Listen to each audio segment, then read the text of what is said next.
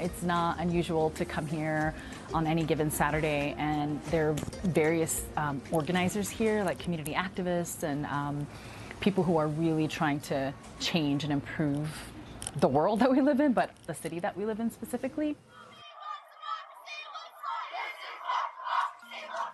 We have a bunch of protest signs in the bathroom, and they're from various marches and protests around the city that, it started with the Women's March, but the various marches, Black Lives Matter and all the different things that have happened, once the marches are over, people bring their signs here.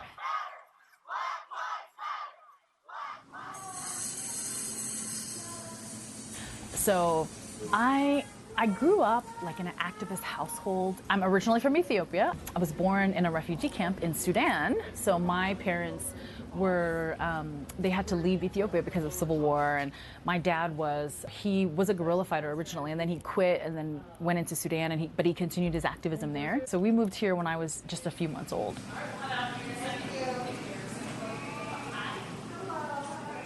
So coffee comes from Ethiopia. And it's part of the culture. It's very ingrained in everything you do. So we're kind of teaching people about coffee, because coffee connects so many of us from so many different backgrounds. And it was really an organic process to become a social justice coffee shop. And I think that's what's really helped and like solidified our presence here. It started with, there was a young woman in the community who was, unfortunately, she was killed by police. So it started with Jesse Hernandez and people not having a place to organize, a place to meet. And then there were a series of murders, let's be honest, of young people, especially young Black men. And people didn't know where to go. And so we became that place where people could come and just grieve. And so I think, the word just kept getting out, like, we can go there, we'll be accepted there. And so I think we turned into like a landing place for folks when crazy stuff was happening in the community. It was a place that people could come and just compose themselves, if nothing else. Our streets! Our streets! Our streets! Something feels different this time around because for a lot of Black folks, it's Groundhog's Day. Someone else was killed, we'll go out and march, we'll go out and protest, and then a week later or a month later, the same thing happens. I was telling my husband the other day, we used to live in Montclair, and I was driving down Quebec and First Avenue, and there was a group of people with protest signs, and it was Black Lives Matter and all the George Floyd and all these things, and they were all white and they were multi-generational, and they were in their neighborhood basically talking to other white people, and I'm like, that's powerful. That's so powerful, and that's what it takes. And I think some people will say too, well, most of your customers are not Black. I mean, I would say 75% of our customers are white. And my response to that is our common thread is a need for justice. So everyone who comes here supports that. If Black lives matter, then so does Black business.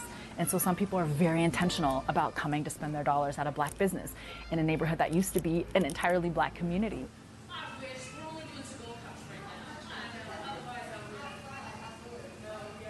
So I just feel really blessed to be in this community at this time and have the support that we have. If there's anything I can add, I would just say, please find your place in what's happening right now. We're in the middle of a very historic moment, and we all have a role.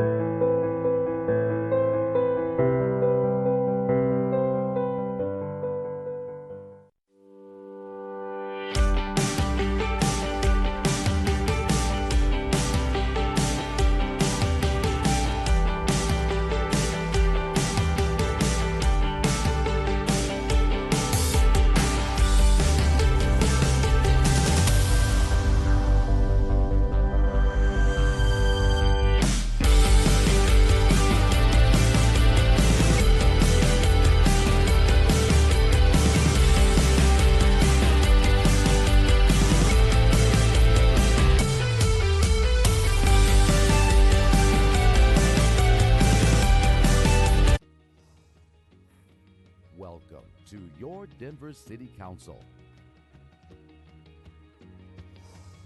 Please stand by. Full coverage of your Denver City Council begins now.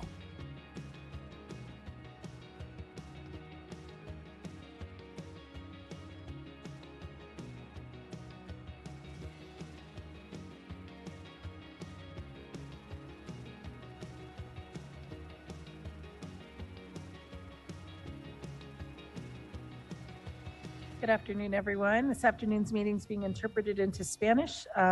Alejandro, would you please introduce yourself and let our viewers know how to enable translation on their devices?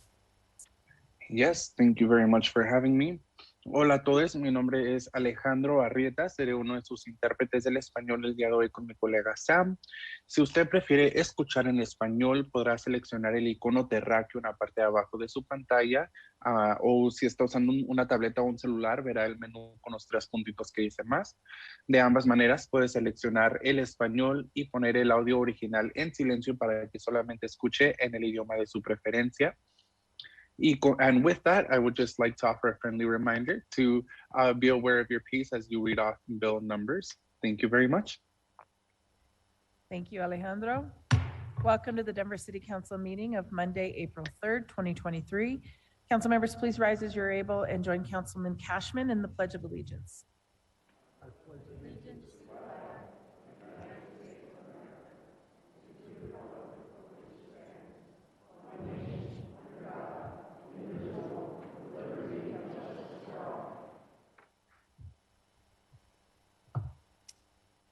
Thank you, everyone. And council members, please join Councilman Cashman as he leads us in the Denver City Council land acknowledgement. The Denver City Council honors and acknowledges that the land on which we reside is the traditional territory of the Ute, Cheyenne, and Arapaho peoples. We also recognize the 48 contemporary tribal nations that are historically tied to the lands that make up the state of Colorado. We honor elders past, present, and future, and those who have stewarded this land throughout generations. We also recognize that government, academic, and cultural institutions were founded upon and continue to enact exclusions and erasures of indigenous peoples. May this acknowledgement demonstrate a commitment to working to dismantle ongoing legacies of oppression and inequities and recognize the current and future contributions of indigenous communities in Denver. Thank you very much. Mr. Secretary, roll call.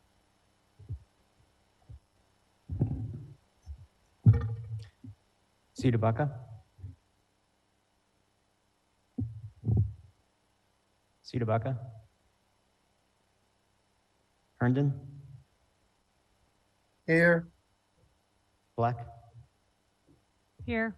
Clark. Here. Flynn. Here. Gilmore. Here. Hines. Here. Cashman. Here. Kinich. Here. Ortega. Here. Sandoval. Here. Sawyer. Here. Madam President. Here.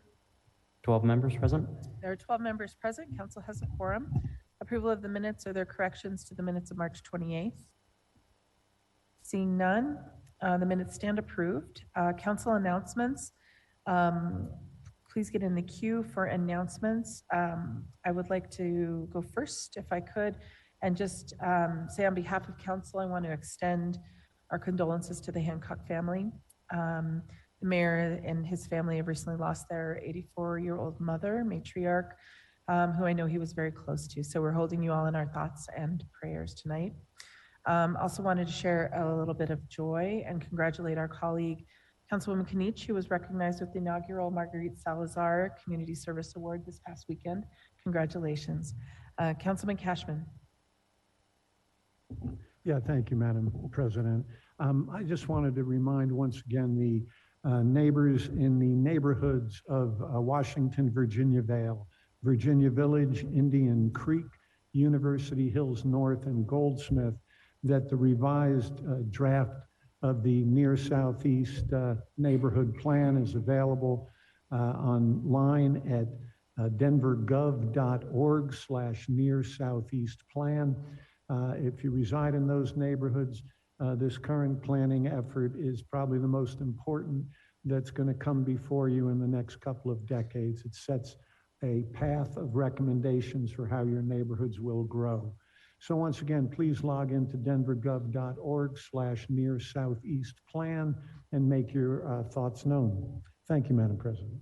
Thank you very much. And seeing no one else in queue, there are no presentations, no communications. There is one proclamation being read this afternoon. Councilman Flynn, will you please read Proclamation 23-0370? Yes, thank you, Madam President. Proclamation 23-0370, a proclamation recognizing Start by Believing Sexual Assault Awareness Month.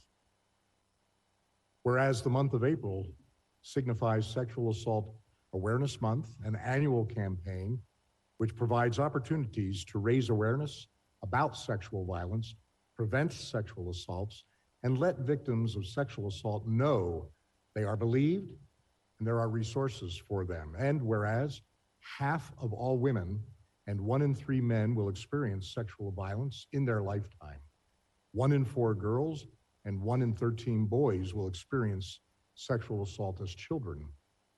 And whereas Denver continues into its 9th year of the Start by Believing campaign, Denver continues to assure victims and survivors of sexual assault that they are believed and encourages the public to start by believing victims of sexual assault as they would believe any victim of a crime.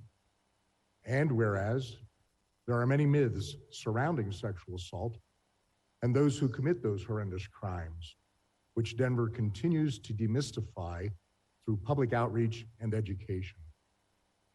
And whereas research around sexual assault show that 90 to 98% of sexual assault reports are true, 80% of the time, the suspect is known to the victim, and believing victims significantly increases the chances that they will seek help from advocacy groups or law enforcement. And whereas teaching about consent is vital to reducing the occurrences of sexual assault and letting victims know they are believed leads to the likelihood that they will receive the assistance they need to overcome the assault. And whereas the Denver Police Department, Denver District Attorney's Office, Denver Health, and the Blue Bench remain committed to reducing the number of sexual assaults, holding offenders accountable, and providing support to victims of sexual assault. And whereas throughout the first week of April, to bring additional awareness to the underreported crime of sexual assault, the Denver City and County Building, McNichols Building, Ellie Calkins Opera House, and the Buell Theater at the Denver Center for the Performing Arts and Ball Arena will be illuminated in teal to shine a light on the importance of believing victims of sexual assault and the importance of consent. Now, therefore, be it proclaimed by the Council of the City and County of Denver, Section 1, that the Council of the City and County of Denver hereby recognizes April as Sexual Assault Awareness Month and encourages the people of Denver to start by believing victims of sexual assault. Section 2, that the clerk of the City and County of Denver shall affix the seal of the City and County of Denver to this proclamation, and that a copy be transmitted to the Denver Police Department, Denver District Attorney's Office, Denver Health, and the Blue Bench. Thank you, Councilman Flynn. I'd like to welcome Councilwoman Sede Baca, who's joining us online. Councilman Flynn, your motion to adopt. Thank you, Madam President. I move that Proclamation 23-0370 be adopted. Thank you. And that's been moved and seconded. Councilman, comments by members of council. We'll start with Councilman Flynn. Thank you, Madam President. I know that we do this every year, and this is very hard. There are probably a lot of families where there are victims of sexual assault who don't yet know it, and I'm one of them. I had a family member who for 40 years concealed the fact that she had been sexually assaulted as a child. And it took 40 years for her to come forward and to try to deal with it. And what was very hard was that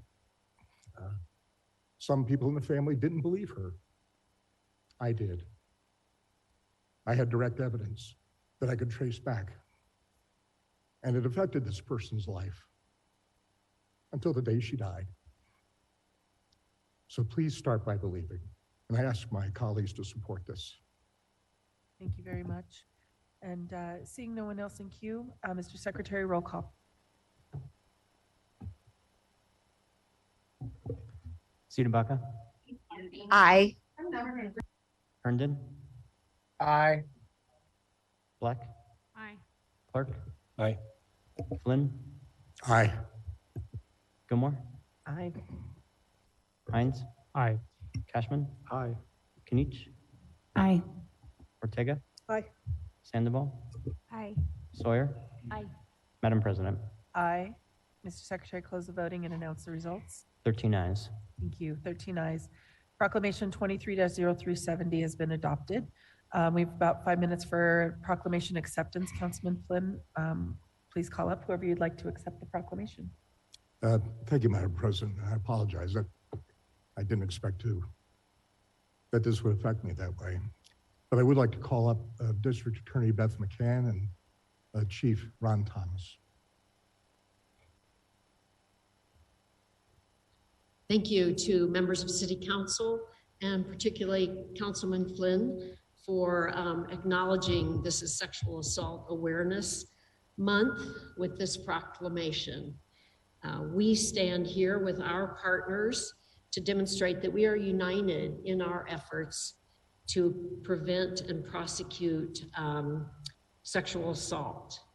The majority, unfortunately, of sexual assaults in our city and elsewhere are not reported to the police. I think Councilman Flynn alluded to the difficulty that many sex assault victims have in coming forward. But we hope that through this proclamation and the public acknowledgement that it is Sexual Assault Awareness Month, that more victims will come forward to receive the help and support that they need. My office is committed to prosecuting offenders. I have my sexual assault specialist here today, Deputy District Bree Beasley, Deputy District Attorney Bree Beasley, who every day works with the police department, detectives, and victims of sex assault and makes the decision about whether or not we have enough evidence to file a case. So I want you to know that we do encourage victims to come forward.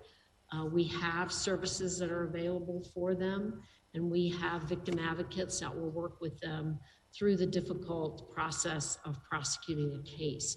It is important that we hold sexual assault offenders accountable, and we really encourage people to understand that we do start by believing, and we will continue to do that. So thank you very much for taking the time to recognize Sexual Assault Awareness Month.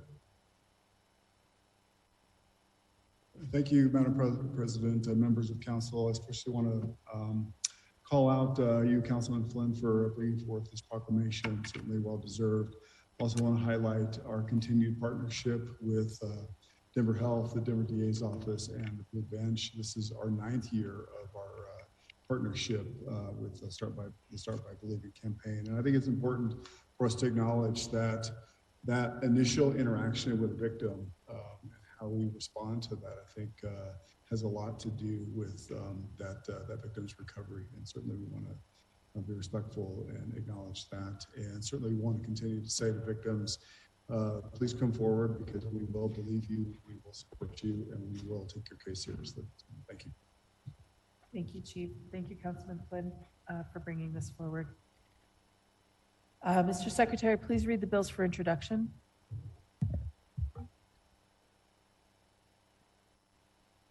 From the Finance and Governance Committee, 23-0287, a bill for an ordinance designating certain properties as being required for public use and authorizing use and acquisition thereof by negotiation or through condemnation proceedings of fee simple easement or other interest, including any rights or interests related or pertinent to properties designated as needed for the traffic and pedestrian safety improvement project at the intersection of West Mississippi Avenue and South Platte River Drive and along the north side of East Colfax Avenue between North Downing Street and North Marion Street. 23-0288, a bill for an ordinance approving a proposed purchase and sale agreement between the city and county of Denver and Hamid Saad Adkan for the sale of a 1,796 square foot piece of narrow remnant property located at 2424 East 40th Avenue, Council District 9. 23-0289, a bill for an ordinance authorizing a capital equipment purchase in the Culture and Recreation Special Revenue Fund. From the Land Use, Transportation, and Infrastructure Committee, 23-0272, a bill for an ordinance changing the zoning classification for 5005 West 29th Avenue in West Highland. 23-0283, a bill for an ordinance changing the zoning classification for multiple properties in Athmar Park and Valverde. 23-0295, a bill for an ordinance designated 1741 Gaylord Street as a structure for preservation. Thank you very much. And council members, this is your last opportunity to call out an item. Councilman Cashman, will you make the motions for us tonight? Yes, Council President. Thank you. I'll do a recap. Under resolutions, Councilwoman Sedevaca's called out resolution 299 for a vote. Under bills for introduction, no items have been called out. Under bills for final consideration, no items have been called out. And under pending, no items have been called out. Mr. Secretary, please put the first item on our screens. And Councilman Cashman, will you please put resolution 299 on the floor for adoption? I move that Council Resolution 23-0299 be adopted. And that's been moved and seconded. Comments by members of council on Council Resolution 299. Councilwoman Sedevaca. Thank you. You all know I do not support this one, so just want to go on record as a no for this tonight. Thank you very much. Councilwoman Sawyer. Thanks, Madam President. Just had a quick question for you, Matt, if you don't mind coming up and introducing yourself. Matt Lund, I'm the Director of Strategic Initiatives for the Denver Police Department. Thank you. The amount of money that we are dedicating for this contract for new vehicles, service vehicles, is that new money that is going to the DPD, or is that money that was budgeted and approved in the 2023 budget? Great question, Councilman Sawyer. The vehicles are replacement vehicles for us, and they've already been approved as part of the budget. Great, thank you. Thanks, Madam President. Thank you very much. Seeing no one else in queue. Sorry. Mr. Secretary, roll call on Council Resolution 299.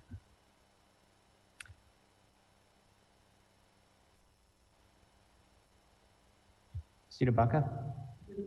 No. Herndon? Aye. Black? Aye. Clark? Aye. Flynn? Aye. Gilmore? Aye. Hines? Aye. Cashman? Aye. Kinich? Aye. Ortega? Sandoval?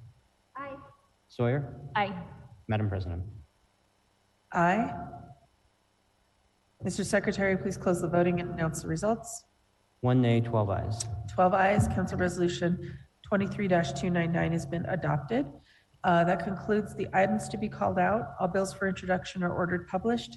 Council members, please remember this is a consent or block vote and you'll need to vote aye. Otherwise, this is your last chance to call out an item for a separate vote. Councilman Cashman, will you please put the resolutions for adoption and the bills on final consideration for final passage on the floor?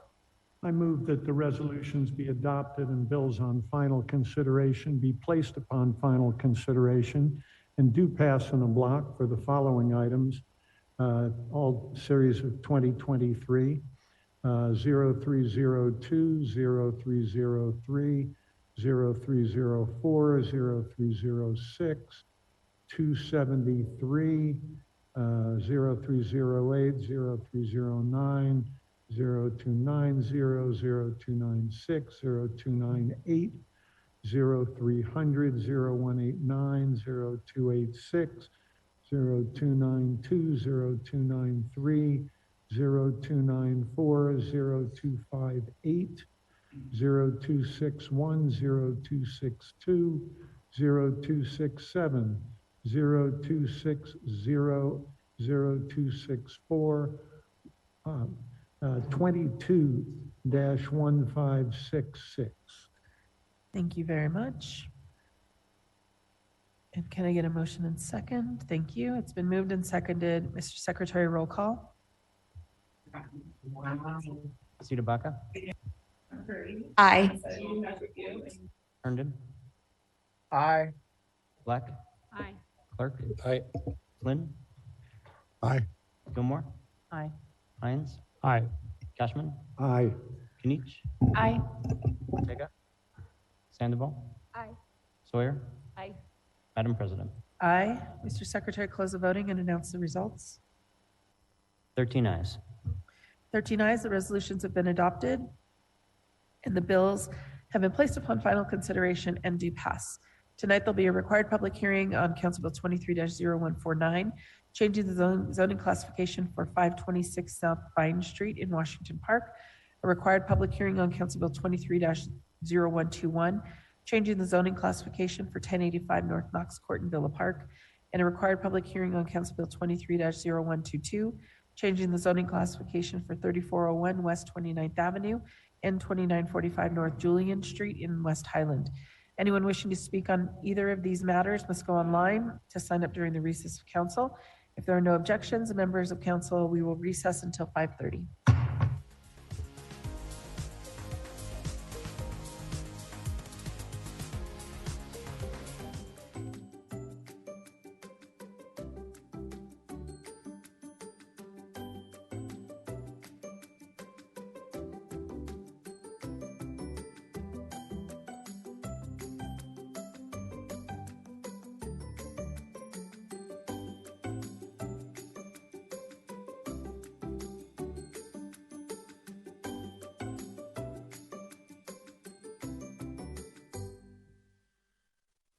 In March on Elevating Denver. Wonder at the vast cosmos above. Sometimes they don't believe what they're seeing. In Dog We Trust at the Colorado Kennel Club. If you love dogs, this is the place to be. And go backstage with the Family Theater Company. Those stories and more on the next episode of Elevating Denver.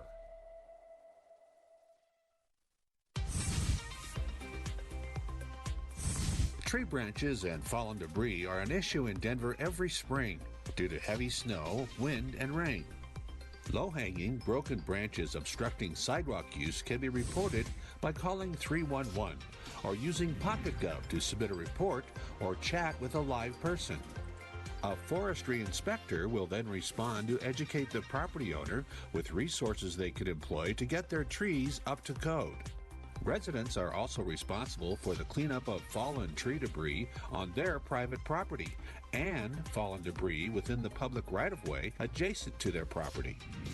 If you're not sure how to handle a tree-related concern, give 311 a call and they can connect you with a forestry specialist. Denver 311 and PocketGov, helping you navigate Denver city services.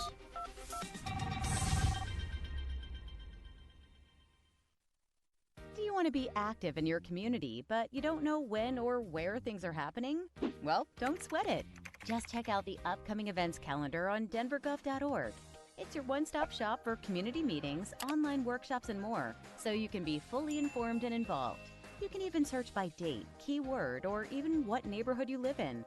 Plus, you can also see on what holidays the city is closed. The upcoming events calendar, yet another great feature on the all-new denvergov.org.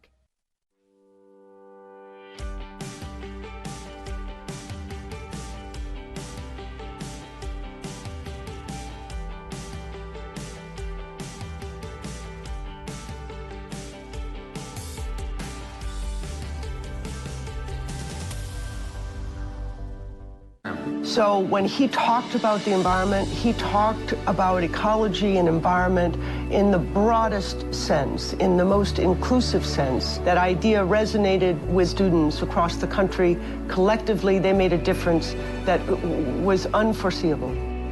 This movement and this fight is about all of us, because what is more fundamental than the air that we breathe, than water, than the soil that we stand on, than the land that we love? Like, what is more fundamental to every single one of us than that? My name is Varshini Prakash. I'm from Boston, Massachusetts, and I am one of the co-founders of Sunrise Movement. We are building a movement of young people all across this nation to stop the climate crisis and create millions of good jobs for our generation in the process. And when I began looking back into what the first Earth Day was like, what it meant, the level of people who got involved, the kind of political action, I think for me, Earth Day now is about getting back to our roots. My father was brilliant at working across the aisle to build consensus. He knew when to compromise, he knew when to stick to his principles. Think of all of the important environmental laws that were passed after that first Earth Day, and they were passed with significant support from both parties. For 6 years, I said that climate change was nonsense, in as much as I represented Greenville-Spartanburg, South Carolina, probably one of the reddest districts, the reddest state of the nation. That was the end of the inquiry for me. So I admit that's fairly ignorant, but that's the way it was for 6 years. So I'm Bob Inglis, and I run an outfit called RepublicEN.org, where convincing conservatives that they're really good on climate and that they've got the answer. It's free enterprise innovation. My son, the eldest of our 5 kids, came to me. He was voting for the first time because he just turned 18. And he said to me, "Dad, I'll vote for you, but you're going to clean up your act on the environment." It's the first of a 3-step metamorphosis for me. Step 2 was going to Antarctica with the science committee, seeing the evidence in the ice core drillings. Step 3 was another science committee trip. It's there that at a stopover at the Great Barrier Reef, great blessing there was meeting an Australian climate scientist named Scott Heron and just being inspired by his faith to act on climate change. When Bob spoke about climate change while serving in the United States Congress, he was primaried and he lost his election. He was attacked for speaking the words climate change. This was a transformative moment in his life and led to him dedicating his whole career today to addressing the climate change challenge. For young people growing up in this country, we have been defined by the climate crisis. People who have been born after the year 2000 have never lived a year on this planet that wasn't one of the hottest years on record. We are the climate generation. And so now, at a young age, we have realized that if our politicians aren't going to do something about this problem, then we have to take matters into our own hands. Through leadership of people like Varshini, the youth movement has been energized in the last year in ways that resemble what was happening almost 50 years ago when the first Earth Day occurred. There comes a place where activism drives even the crustiest old-timer to decide to get involved. I don't think there's any other issue viewed in its broadest sense, which is as critical to mankind as the issue of the quality of the environment in which we live. Environmentalism is not a partisan issue. Environmentalism is a quality of life issue for all of us. You know, I'm very optimistic about the future. I think we're going to solve climate change. It's going to be that conservatives come together with progressives to figure out we're literally in this together. This is about not just changing light bulbs, this is about changing our politics. And if anything, we will be successful because we do it together. I want the youth of today to know that I have done everything that I can to ensure on the 100th anniversary of Earth Day, we are celebrating a brighter future. We're at a critical moment in history. We have an opportunity to address the greatest environmental challenge of our time. Are we able? Yes. Are we willing? That's the unanswered question.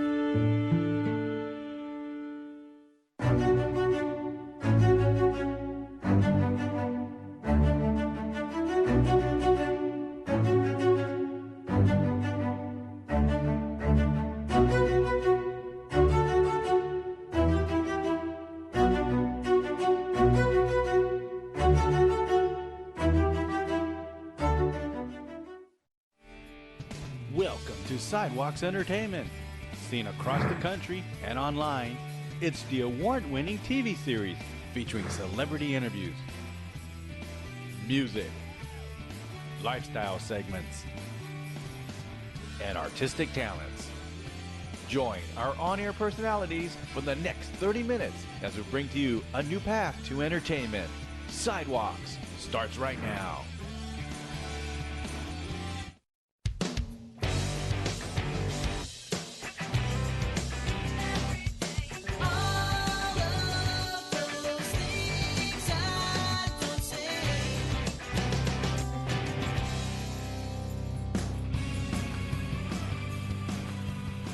Hi, everyone, and welcome to Sidewalks Entertainment. I'm Richard. Coming up, we have music from Neon Dreams. And we're going to take a look back at some of our interview with Damson Idris, the star of the hit television series Snowfall. Plus, Lori has an interview with Damson's co-stars. Hi, welcome to Sidewalks Entertainment. I'm your host, Lori Rosales. So today's guests have been in I don't even know where to start. They've been in so many fan favorites. She has been in Law and Order SVU, The Good Wife, The Lost Ship, Code Black, and joining her is someone who you might have seen in Sons of Anarchy, Shooter, Baywatch, and so many more. Today they're joining us to talk about the FX series Snowfall. Angela Lewis and Eamon Joseph will be joining us right here on Sidewalks Entertainment. So don't go anywhere. Before we get into that, let's go ahead and start up with some music. You don't love her cause your heart went ba-dum-bum. You love her cause your heart said that it's true. When you walk in, everything that's dark leaves. You're like brown, red, yellow, gold leaves. Petals of your heart is a mystery. When it's so cold, baby, you the sunbeams. When I'm down, only you stay. Through the mud in the worst days. Man, I swear I heard God say, boy, listen. You don't love her cause your heart went ba-dum-bum. You love her cause your heart said that.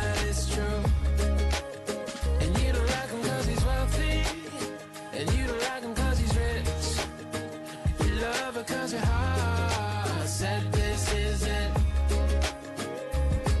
When you walk in light, all my demons hide. When you get too close, they get terrified. When I'm feeling low, you're right there to hold me. When I'm down, only you stay. Through the mud in the worst days. Man, I swear I heard God say, boy, listen. You don't love her cause your heart went. Cause your heart said that it's true. And you don't like him cause he's wealthy. And you don't like him cause he's rich. You love her cause your heart said this is it.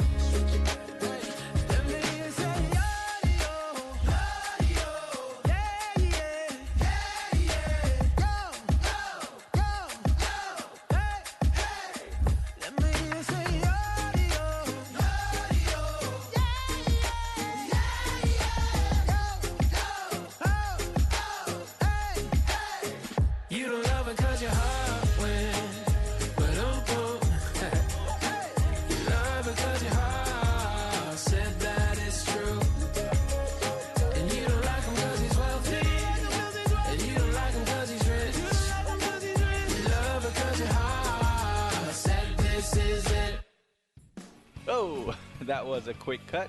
That was Neon Dreams with the song This Is It. Well, coming up later, Lori has an interview with two of the stars of Snowfall.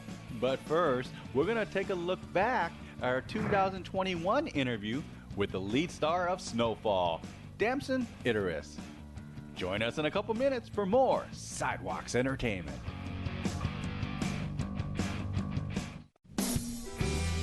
Thank you for watching Sidewalks Entertainment on television. Don't forget, after the show, you can visit us on social media, Twitter, Facebook, Instagram, and our website, sidewalkstv.com. Welcome to Sidewalks Entertainment, the award-winning entertainment project featuring celebrity interviews, music, artistic talents, and more. I'd like to welcome returning guests Steve Lemmy and Kevin Heffernan, Judy Reyes, Rick Riordan, country music artist Walker Hayes, the infectious entertainment journalist Scott Evans to the show. Hosts Veronica Castro, Lori Rosales, Richard R. Lee, and a team of correspondents bring to you the biggest names in Hollywood, as well as music from recording artists from around the world. Previously seen only in Northern California, the show now airs around the country on regional cable networks, college television stations, and local TV stations. Join us at Sidewalks Entertainment as we bring to you a new path to arts and entertainment.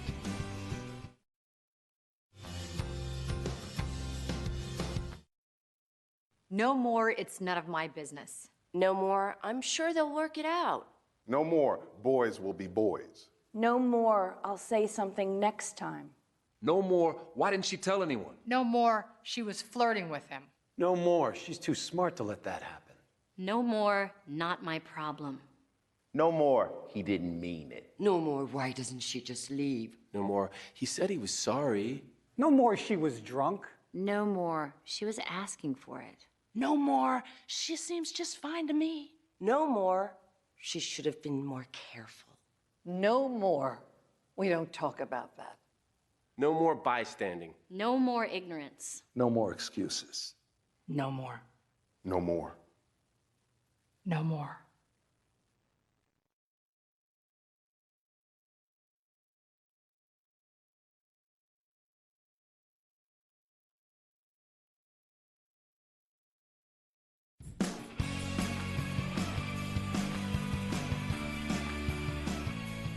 Today's guest plays Franklin Saint in the hit FX series Snowfall. I'd like to welcome Damson Idris to Sidewalks Entertainment. Hi, Damson. Thank you so much for joining us today. Thank you so much for having me. Now, I read that you are the youngest of 6 children, and all of your siblings went into office-type careers. Now, what inspired you to go into acting and not follow in their footsteps? Oh, wow. Well, I originally wanted to be a footballer, soccer, as you call it, and it didn't work out. But I had this compulsion with connecting to different realities, and I was originally going to study business studies in school, and my sister was like, "You're not doing business studies. You're always making everyone laugh. Go and study drama," and that's literally what sparked it.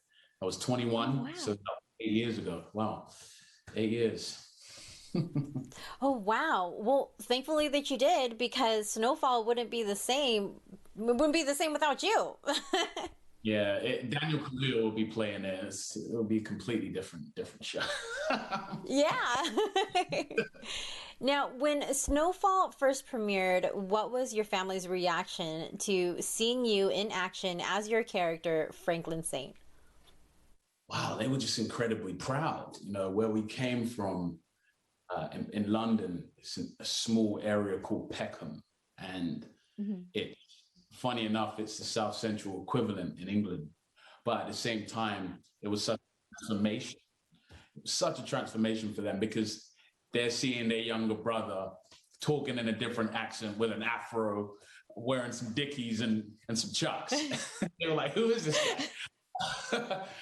But they're incredibly supportive. And I remember when I was first auditioning for the role, I ran out of money and they all contributed to getting me a flight ticket and my Airbnb. So I'd say I wouldn't have the part of Snowfall if it wasn't for my family.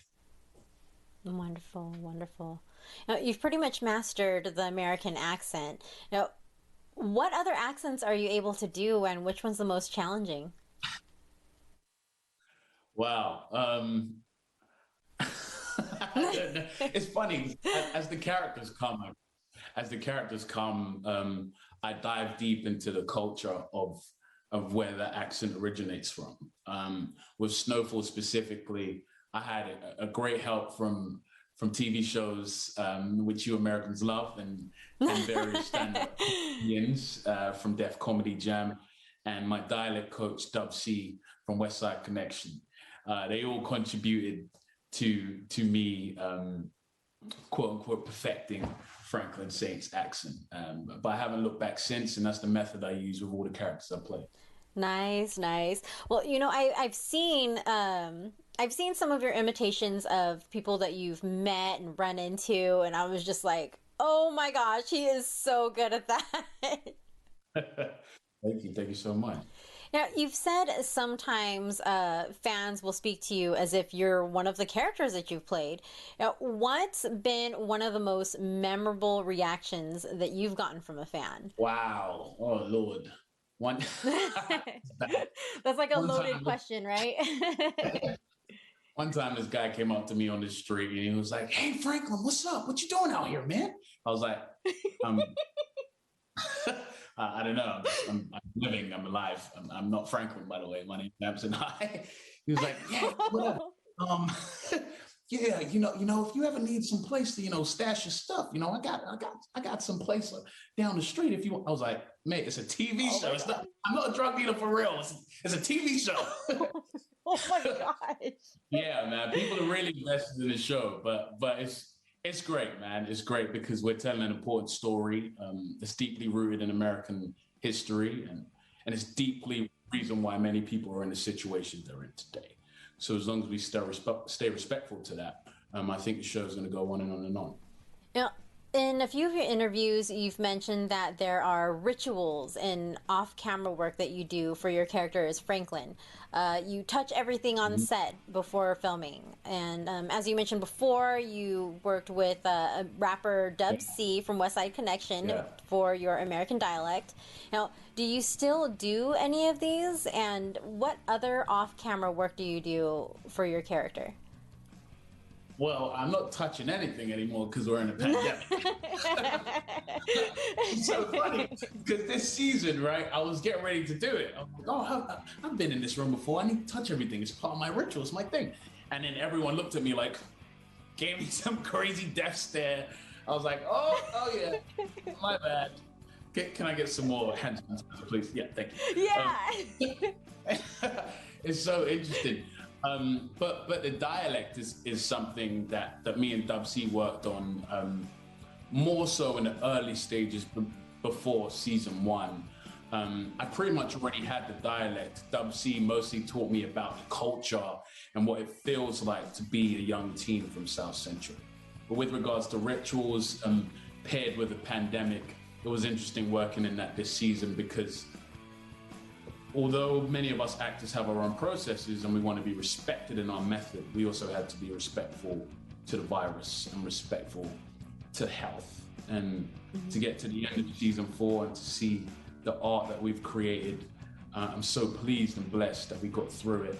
And I'm so good that Snowfall and FX and Disney are a great example of overcoming that adversity.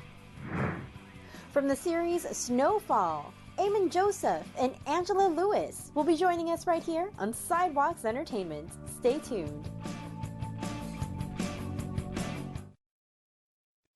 Now you can watch the full episodes of Sidewalks Entertainment on our Celebrity and Music online channel. Watch the latest editions and some of our classic shows that haven't been seen since it first aired. It's 48 episodes back to back, 24/7. Mornings, afternoons, evenings, and late night. Binge us anytime at sidewalks.tv. I'm Richard, along with Miss Pixie. I hear our TV pup, Miss Pixie. You have seen her on our television show, Sidewalks Entertainment. Now you can watch Pixie for more fun videos, pictures, and exciting, fantastic adventures. Follow our TV pup, Miss Pixie, on Instagram and TikTok at Miss Pixie ZL.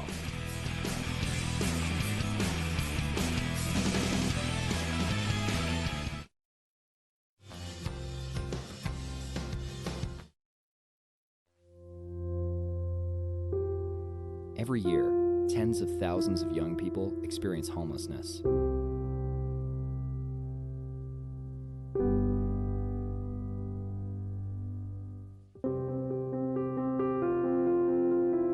If you or someone you know needs help, 1-800-RUNAWAY can provide support.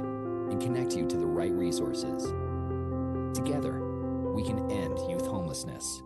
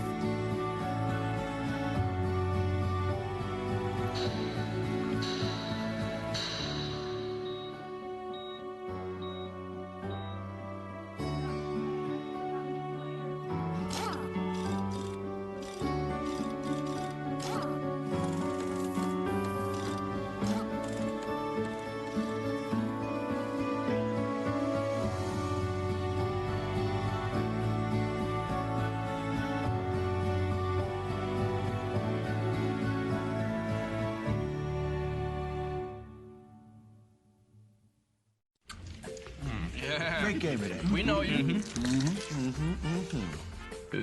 Let's do for real. Nobody told him the rule. You always do that. That's a good one. Phone or food? Your choice. You're right.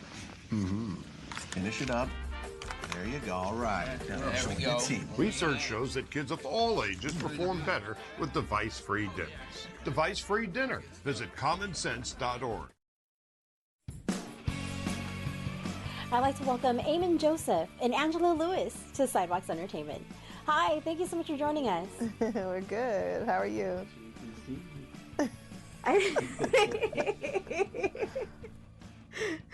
So before we talk about the FX series Snowfall, I'd like to talk a little bit about the start of your careers. Angela, Law & Order SVU, The Last Ship, Code Black. Now, before your roles in these shows, how did you start your career as an actress? I began as a theater actor. I graduated from the University of Michigan as a theater major, and then I moved to New York in October of 2001, and I just hit the pavement. And, you know, I had my backstage. This is back when the backstage was a physical newspaper, and every week, you know, I would scrape together my pennies and I would decide, am I going to get the backstage or am I going to get a sandwich? And that's what I did. And that's a really hard decision. Yeah. Yes, it was. Yeah. So, same question for you, Eamon. I mean, how did you start your career as an actor? And actually, how did that later lead to your fighting The Rock? I mean, Dwayne Johnson in the film Baywatch. Well, luckily, I grew up boxing. I grew up fighting like Golden Gloves and Metros when I was young, like amateur boxing. So I can use that in the craft, trying to fend off The Rock. But I started very similar to Angela in New York. Theater, I went to a conservatory, which was Howard University, neighborhood playhouse, and a lot of Meisner growing up. I'm protege of the world famous Apollo Theater in Harlem and the National Black Theater. So those are some of my homes. And yeah, but I think I was an actor probably since my mom's second trimester or something. I probably was dancing in New York. So, Eamon, you were saying that both you and Angela had similar starts in your acting careers. Did the two of you know each other before working together on Snowfall? We didn't, which is weird, right? I know, it's weird. We have so many friends in common. Yeah. And I think we definitely had some overlap in New York, but I didn't run into her at a Samuel French or anything. I don't know. So, Angela, your character Louie in Snowfall is one of your first major main roles. What was the process of getting casted as Louie? Well, I auditioned for Snowfall and I didn't get it. And then a year later, I got the same sides for the same show. And I had no idea that things like that can happen. And I was like, I know I auditioned for this. This girl beating up somebody off the porch. I know it. And my team was like, well, audition for it again. And I was like, okay. And it was the scene where she beats the girl up, and so the first round of auditions, my focus was really trying to beat someone up without there being another person there. So my husband, who was my coach, we worked on angles and things like that, and it was really fun. And then I got a call back, and I was like, whoa, okay. How am I going to play this person? I didn't really know Louis. I am from the east side of Detroit, so I'm familiar, but my parents did a great job of keeping me busy and occupied. And so I didn't really have an access point into her on the surface. So I did a deep meditation into who she was and how did she get to this place where we meet her. And I just really, really loved her. And I wanted to protect her. I felt like she was disregarded and she didn't have the same opportunities that I had. And I just really loved her. And so that was kind of the energy that I took into the room. And then I got another call back that same day, and it happened to be my birthday. So I was in really good spirits when I met this guy. Oh, that's great. Yes. What a memory. Oh, my gosh. And so I went in, and we had a good time, and then I left, and I went and had a good birthday. And then I didn't hear anything for like a week. And then in the trades, it came out that he booked it, and I was like, what? He got it and I didn't get it. And then I found out like days later that I got it, and it was really an amazing moment. So speaking of being physical and physical altercations and everything, I just want to point out, Eamon, when I saw you fighting off The Rock, I was like, they're about the same size. I mean, you could have been a professional wrestler. Nope. I was like thinking, The Rock has his work cut out for him because they're both pretty buff. Not at all. You are putting a lot on that. So what is your fitness regimen for, your muscle upkeep? Right now it's chasing the two toddlers around the house. It's, one in this hand, one in this hand. And a lot of bending down, a lot of picking up things repeatedly that they drop. But yeah, I have something that keeps me in shape, but I'm definitely not in fighting shape and nowhere near the size of Dwayne Johnson. I don't know. It looked like you were about the same size. Unless he's here.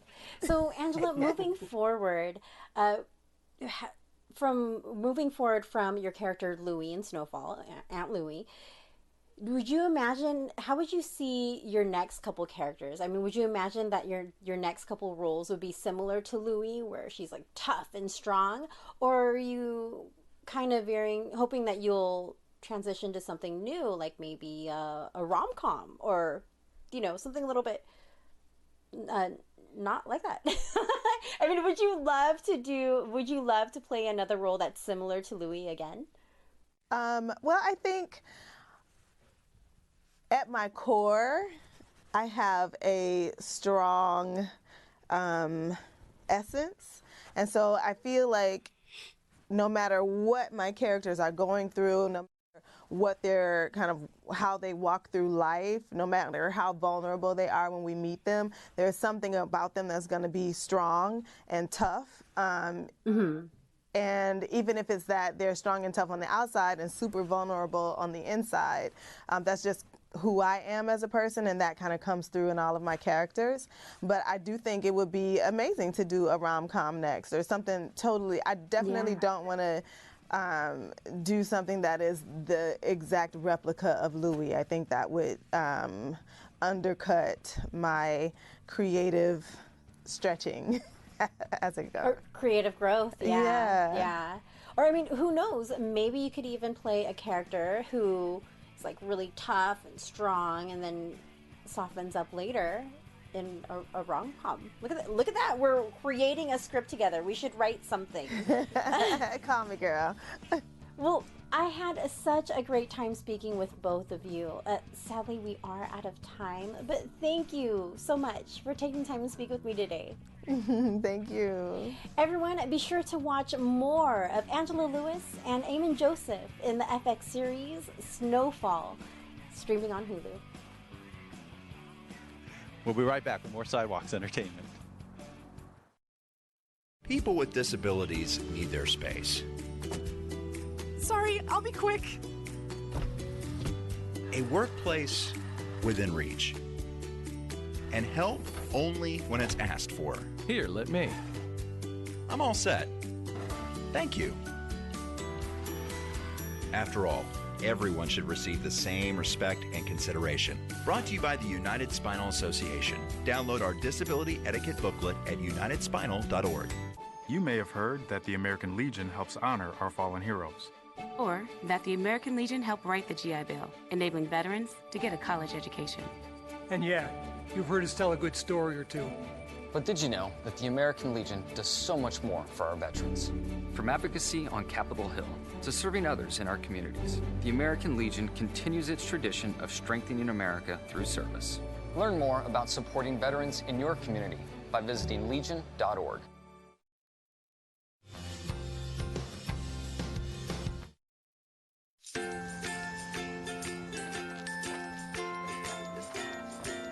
All right, crew, let's get started. All right.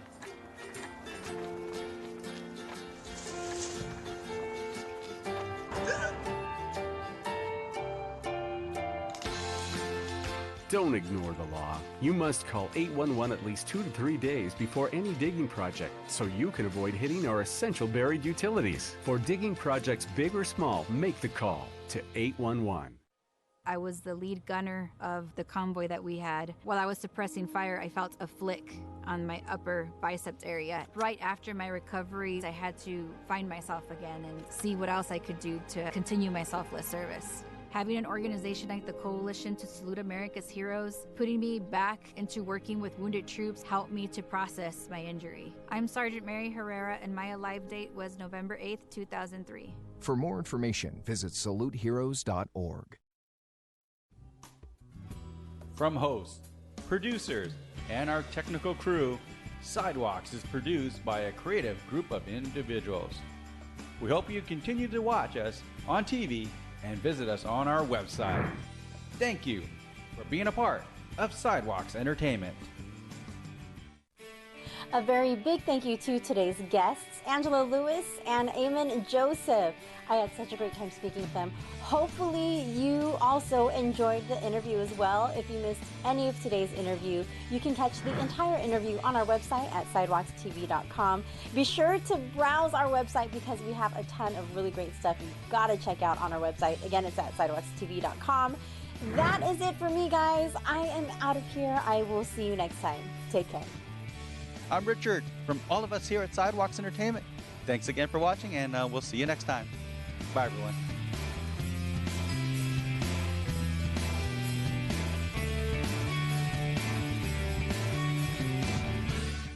Here are some sad facts. 1 out of 5. 1 out of 5. 1 out of 5 kids are bullied. 9 out of 10. 9 out of 10. 9 out of 10 LGBTQ students experience harassment in schools.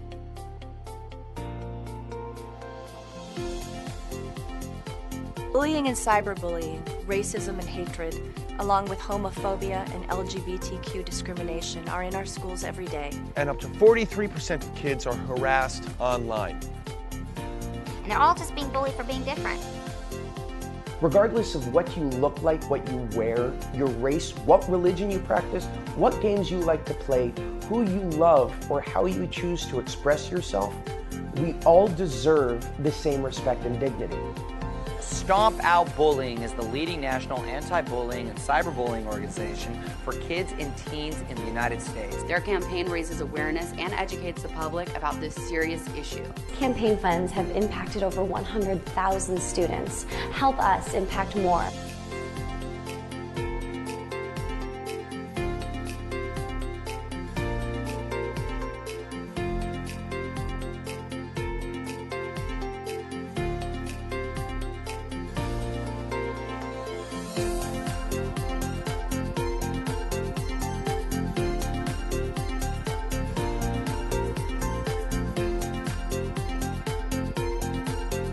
Show your kindness and be somebody who makes everybody feel like a somebody. Let's end the drama. stop the hatred and stop out bullying for today's youth. This global initiative brings awareness and educates the public, and it gives kids and teens a chance to make a difference. Will you join me in this simple call to action and be part of the solution? Stand up against bullying. Stand up against bullying. Stand up against bullying. Please stand up against bullying. I hope you'll spread the word. Stomp out bullying, spread love, not hate. Love is the only way to beat hate.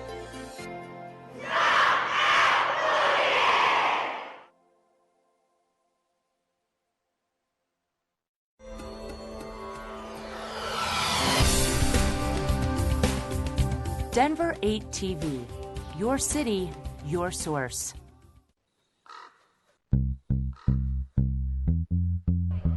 Each summer, Red Rocks Amphitheater comes alive.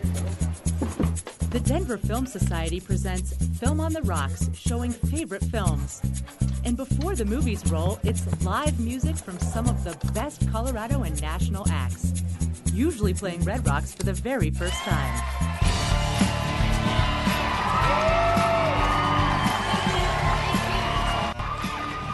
Of Red Rocks premieres. Clouds and mountains, ladies and gentlemen, here they come!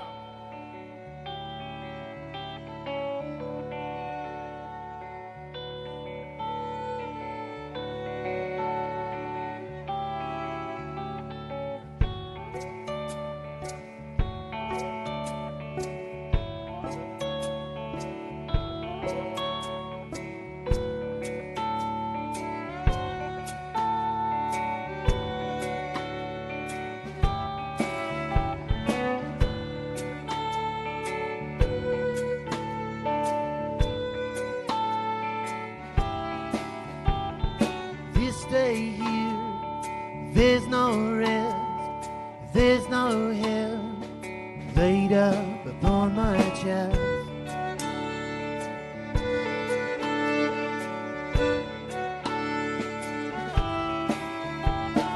I just want to hear your voice deep in the night, and I want things to be right.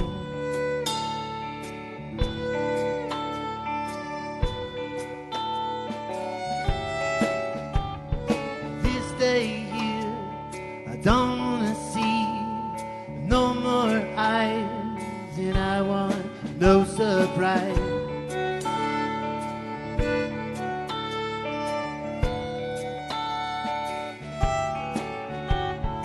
I don't want all these thoughts on my mind, tied like a knot, afraid I'm gonna get out of time.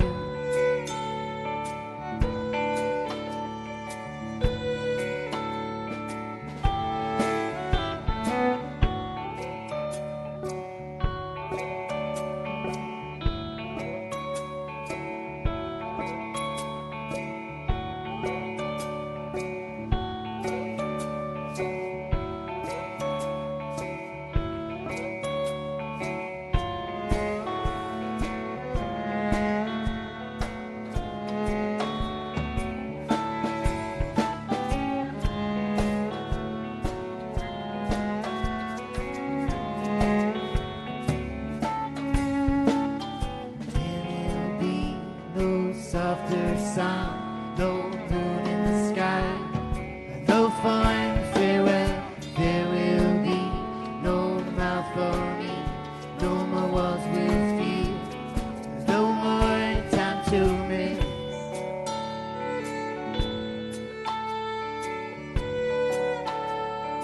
No more time to miss.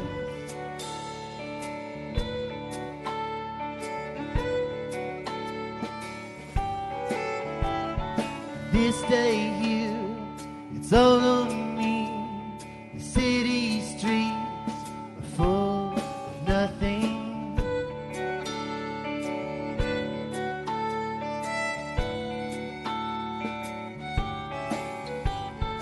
I don't want all these thoughts on my mind, broken clocks, and please no more blood on the tracks.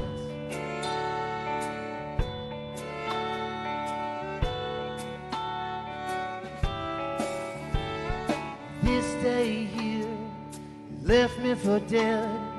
The day that chose to choose me, to choose instead.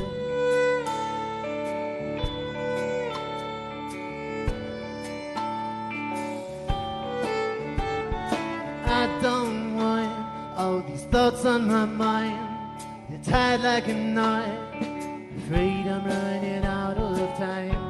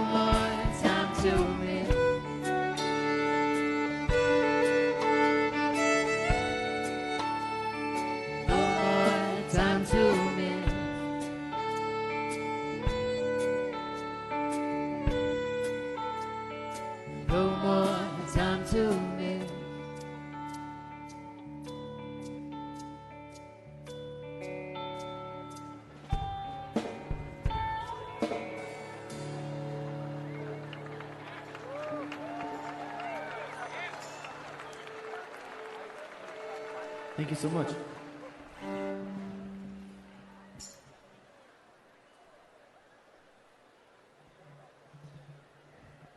I would have to say The Princess Bride is one of my favorite movies of all times, and I imagine most of you might feel the same.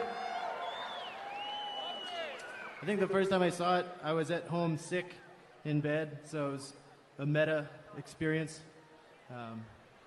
Same with Ferris Bueller's Day Off. I think I was staying home sick, but I was faking that time, so my dad was like, oh, I'm going to show you a movie, show you what you're doing. You're not really sick. But yeah, we're really happy to be here. Thanks to everyone at Film on the Rocks for having us, especially for this movie. It means a lot.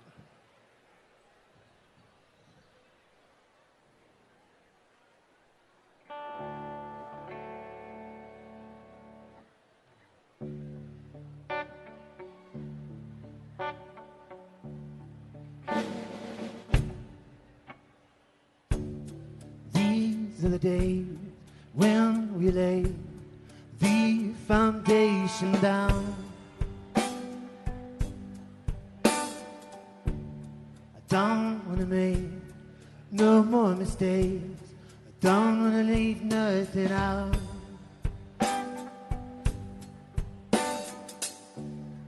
I'm not sure if I've got it right, but I'm gonna try.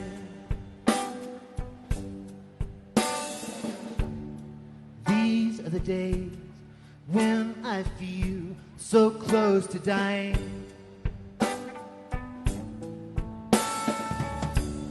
Someday I won't be so far away. Someday I won't be so far away. Someday I won't be so far away. Someday I won't be so far away. I don't know when, where, why, how, or to what extent. I've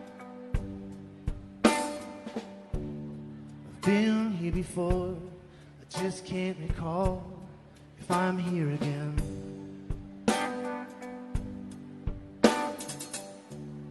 Seems I should know by now how it goes, but I'm lost all the same. This life that I found, I see that it made me this way.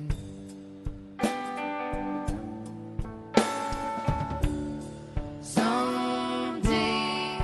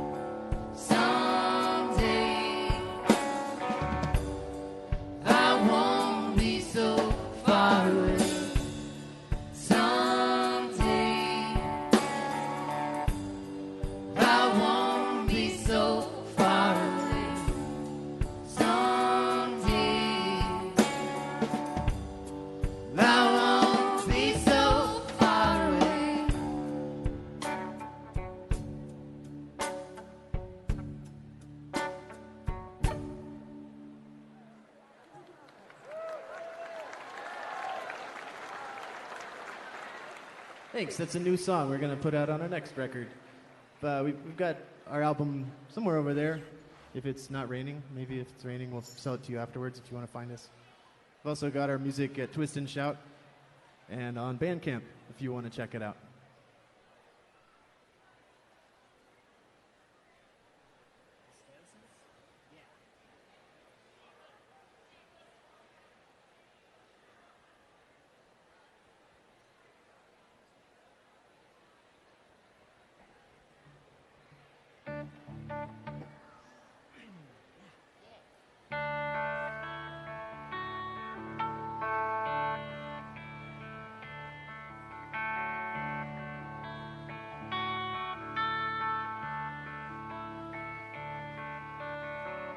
Will you come and be with me soon?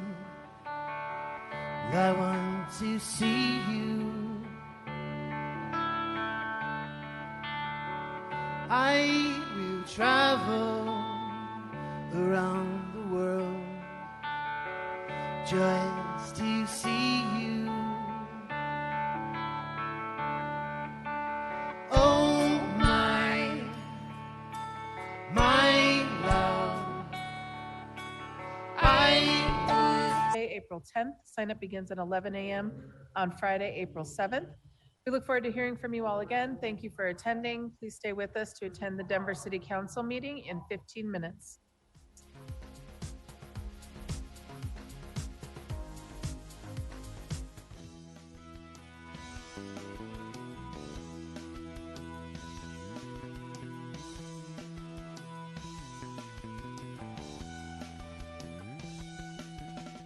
This live music series will feature artists booked by Youth on Record, the first entertainment company in the nation specifically designed to advance racial and social equity. On April 5th, check out Alicia Kraft, an award-winning songwriter from Fort Collins, known for her smart, retro-influenced indie pop and rock Americana performances. Denver Botanic Gardens celebrates Dia del Niño throughout the month of April with stories and planting kits available in the Helen Fowler Library. Admission to the library is free for the general public and members. Baseball is back. The Rockies kick off their 2023 home season by hosting the Washington Nationals for a 4-game series. The musical adaptation of The Color Purple features awe-inspiring soul, gospel, jazz, and blues vocals underpinned by raw dialogue and a masterful plot. It is a triumphant, uplifting piece of art that reaffirms some fundamental truths: that black is beautiful, that women are powerful, and that love is love. The Nuggets close out their 2023 regular season with a Sunday matinee matchup against the Kings as both teams prepare for the playoffs. Art Gym Gallery is displaying 2 exhibits showcasing symbolic interpretations of a frozen moment in time to challenge our conditioned responses. One interpretation is conveyed using paintings and sculptures, while the other uses a unique screen printing technique. Join us for the opening reception on Thursday, April 6th from 6 to 9. Join MOA for their annual Easter Egg Extravaganza as they kick off spring in Marjorie Park. There will be a morning and afternoon session, and each includes food and drink, an Easter egg hunt, youth activities, and prizes. And that's a quick look at what's happening in Denver this week. Here's what's coming into view on Elevating Denver.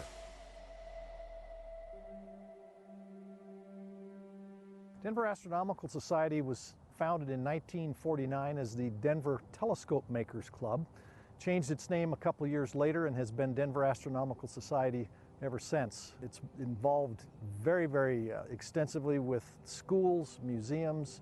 Some of our members in the past, as students, went on to become astrophysicists and professional astronomers. They took advantage of our scholarship program. They now have professional careers in the world of astronomy and science. Up there is Mars. couple of the major activities that we do at the observatory are our twice weekly public night events and our monthly open houses here at DU's historic Chamberlain Observatory. Clouds are kind of in the way, and our fingers are crossed that the clouds will cooperate a little bit later on and folks are going to be able to enjoy some nice observing of the night sky. Well, it's fun to come out and just be with the other club members, share what's in the sky with the public. First time that somebody sees Saturn is usually a very memorable time for them. Sometimes they don't believe what they're seeing. It's like, no, you have a picture in the scope. They don't, you know, it's, well, there's the rings, and I never thought I'd see that. Members are setting up telescopes on the park lawn, and they will be available for the public to come and take a peek through at the objects that are in the night sky tonight, or will be visible. And tonight we have Venus and Jupiter early in the evening. Mars will be visible all this evening for the open house. We've also got a waxing crescent moon that's visible right now. And if the clouds get out of the way, maybe some fun things like Orion's nebula in the constellation of Orion and a few other things. The telescope inside of Chamberlain Observatory is an Alvin Clark 20-inch refractor telescope. Now the number 20-inch is not the length of the telescope, that's the width of the objective lens. It's a refractor-style telescope, and it's about 26 feet long. It was installed in the late 1800s and saw first light in 1894 and is still used to this day. The telescope still works. You could almost argue they don't build them like they used to. It used to be used for science, and it still is to a lesser degree today primarily for education. The University of Denver does hold astronomy classes here at the observatory a couple times a week, and our public night events here at the observatory include observing through that 20-inch telescope if the weather cooperates. The telescope itself, when you see it, it's pretty impressive. It's sitting on about 11 tons of cast iron support, which in turn is sitting on a 320-ton sandstone support underneath the floor that goes down through the middle of the building to the basement into the ground. It's usually quite a revelation to people who haven't looked through a big scope, what they can see through the scope. And it's also just impressive. People are kind of in awe just walking into this room and seeing this large instrument, you know, tower above them. The observatory was built in the 1800s, and when it was built out here, there was nothing here. There were no houses around. If you see the old pictures, there were no trees. When they initially started to locate the streets, they located them further away so that the vibrations from the horse carriages would not vibrate the telescope.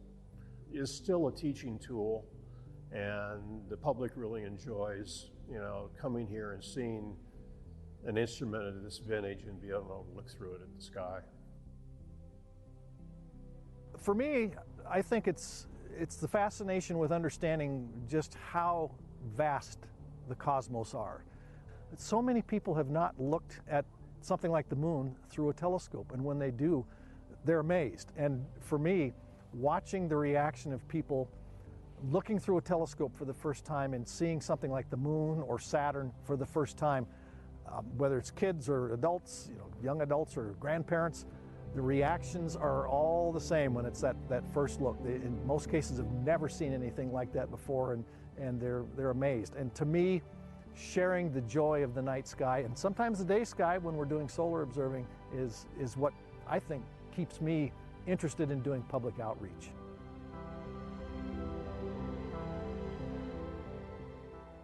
If folks are interested in astronomy, we encourage them to go to our website, denverastro.org, and find out more information about the club. If they're interested in joining, they can do so on our website. We'll look up in the night sky and wonder, gee, what is that up there? And they can come to some of our events, look through a telescope, and have a good understanding of just what that is up there.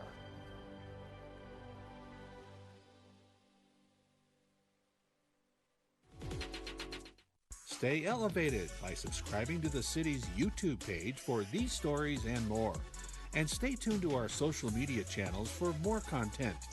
Don't miss our new episodes of Elevating Denver, premiering each month. Thanks for watching, Denver. Here's what's coming into view on Elevating Denver.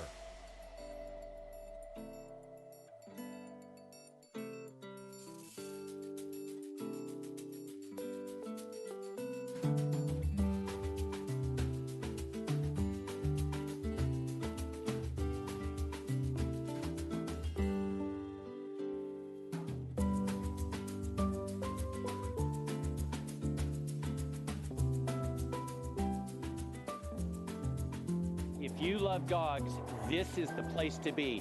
Where are we right now? Right now, you're in the middle of the Colorado Kennel Club's Denver Dog Show. It's the 122nd annual dog show. We're kicking off the dog show season. People can expect to see 200 different breeds of dogs, 1,900 dogs total in not only dog show, which is called Conformation, but the dog athletes in agility, as well as barn hunt and duck diving.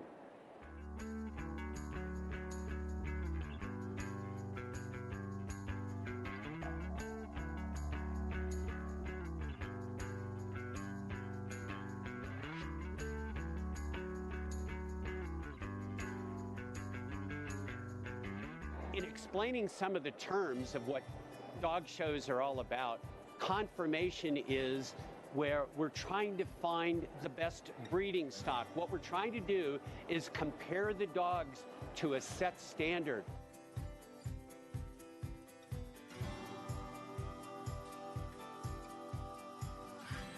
In addition, we've got the dog sports such as agility, dog obedience.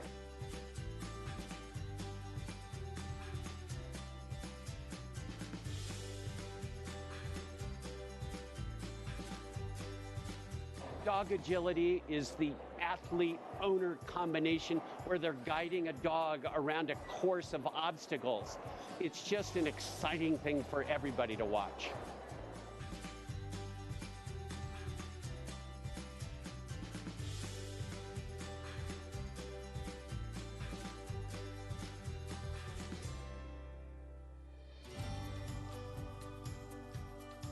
We've got everything from unique vendors. We've got a dog chiropractor and a masseuse, to a dog whisperer, to unique things that you're going to see nowhere else.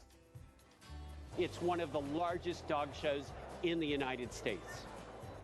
The economic impact to AKC surveys just in the Colorado area has shown that dog show participants spend an average of $833 per person. That brings in about a $2 million economic impact just for this show alone. Why do people participate in dog shows?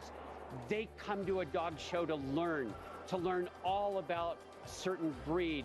They'll come to compare their dog to other dogs of the same breed. They come for the love of dog.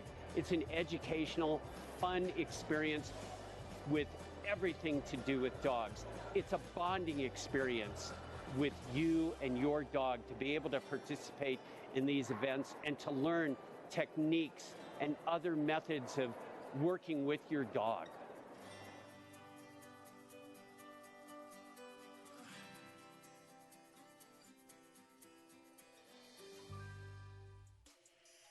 Stay elevated by subscribing to the city's YouTube page and stay tuned to our social media channels for more content.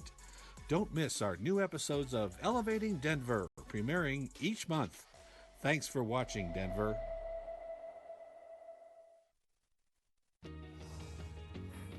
Welcome to your Denver City Council. Please stand by. Full coverage of your Denver City Council begins now.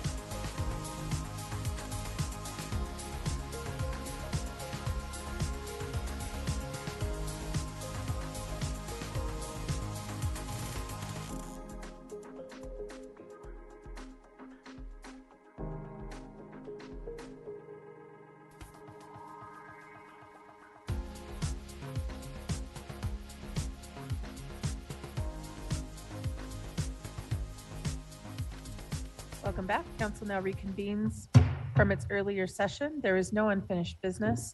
There is one proclamation being read this evening, and we will give her just a second to make her way up.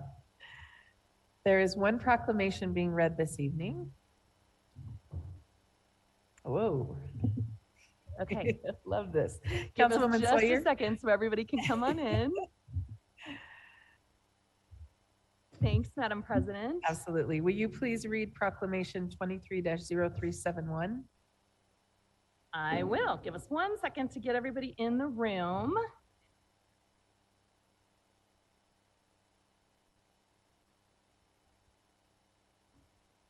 I know it's a really formal room, you guys, but I promise it's not that formal and we're not that scary.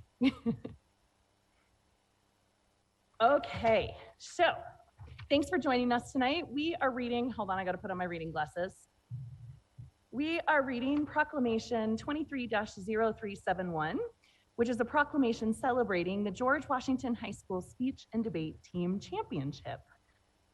Whereas the George Washington High School Speech and Debate Team was founded in 1960, the same year the school was opened, and has been a competitive and nationally ranked team throughout its history. And whereas the George Washington High School Speech and Debate Team is currently ranked top 5 nationally and has previously won 3 individual national titles and 28 individual state titles. And whereas faculty member Mary Rose Cohen teaches 5 sections of speech and debate, as well as coaching the speech and debate team, along with assistant coaches Devin Sarno and Miles Owens. And whereas Coach Cohen was awarded the 2023 Sharon Welch Lifetime Achievement Award for her work in speech and debate. And whereas the George Washington High School speech and debate team members and coaches put in countless extra hours of work honing their performances during the season. And whereas 48 of the 165 students enrolled in a section of speech and debate class at George Washington High School competed in the 5A division of the Colorado State Championships on March 17th and 18th, 2023. And whereas the George Washington High School speech and debate team won 2 individual titles, Meg Parent in Lincoln Douglas debate and Ivan Levitt in original oratory, and had 15 top 5 finishes. And whereas, based on these results, the George Washington High School speech and debate team was awarded the overall 2023 Division 5A state title in speech and debate. And whereas, the George Washington High School speech and debate team will travel to the national championship to compete in June. Now, therefore, be it proclaimed by the Council of the City and County of Denver. Section 1, that the Council of the City and County of Denver recognizes and celebrates the achievements of the students and coaches of the George Washington High School speech and debate team and congratulates them on their success. And Section 2, that the Clerk of the City and County of Denver shall affix the seal of the City and County of Denver to this proclamation and a copy to be transmitted to Coach Mary Rose Cohen. Excellent. Your Councilwoman Sawyer, your motion to adopt. Thank you, Council President. I move that Proclamation 23-0371 be adopted.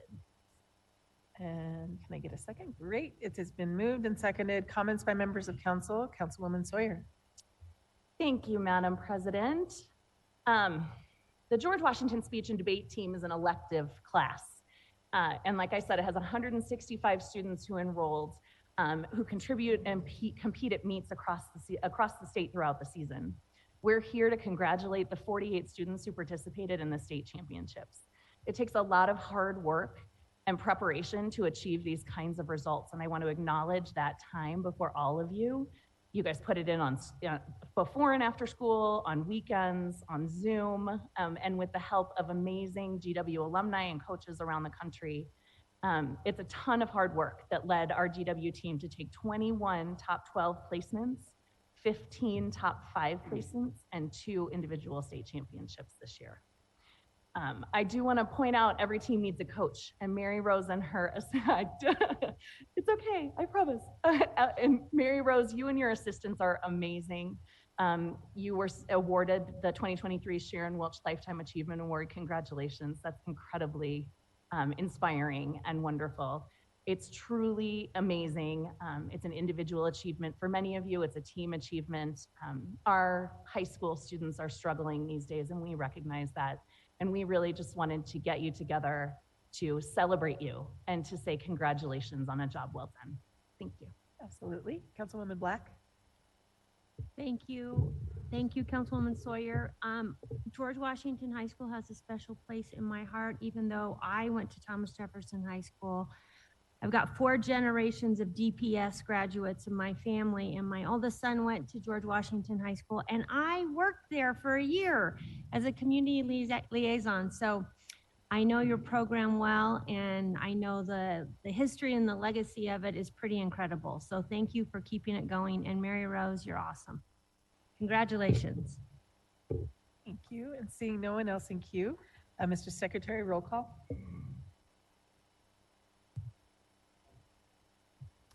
Sita Baca.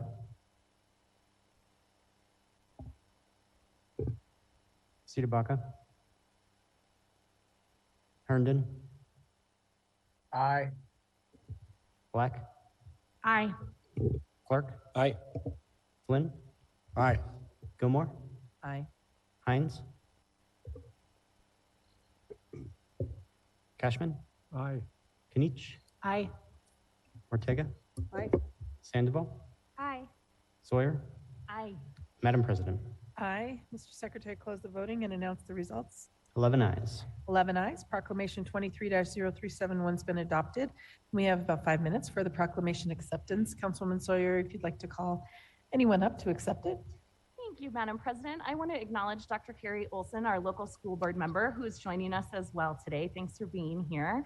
To accept the proclamation, I know that Coach Mary Rose Cohen is going to come on up, and then I think a couple of the kids are going to speak to accept the proclamation. So I'm going to let you guys debate it out. Did you see what I did there?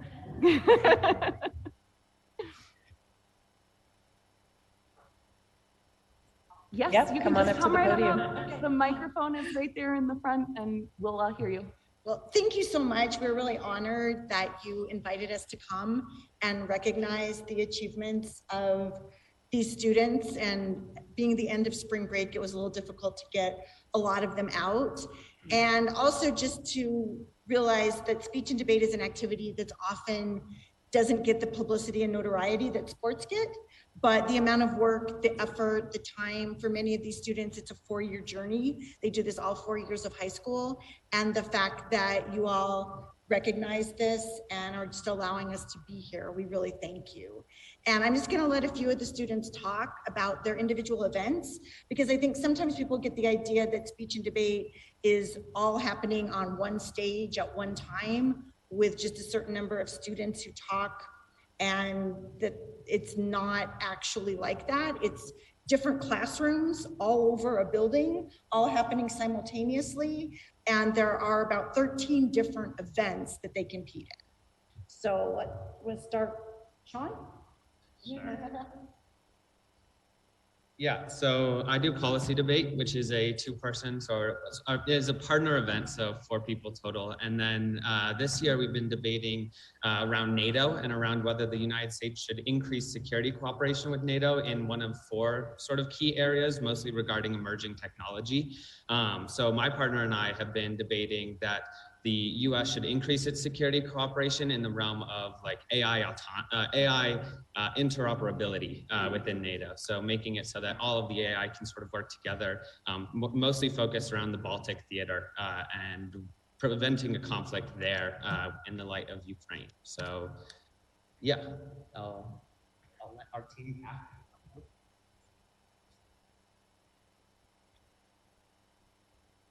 Hi. First, thank you guys so much for inviting us here. This is incredible, and it's really nice to meet all of you. So I do an event called Lincoln Douglas Debate, which is a solo debate. So it's just me debating one other person, in contrast to Sean's event, which is 2-on-2. So it's kind of just me, one other person, and a judge in a room. And these past 2 months, we've been debating a topic where we were discussing whether or not the Supreme Court justices should have term limits. So we're kind of discussing the morality of that issue and what the potential repercussions of those term limits could be. And we debated that at state, and it was just really enjoyable experience. So yeah. Wait, will you please introduce yourself as well? Oh, my name is Meg Parent. And you are? And I won Lincoln Douglas Debate at state this year. All right.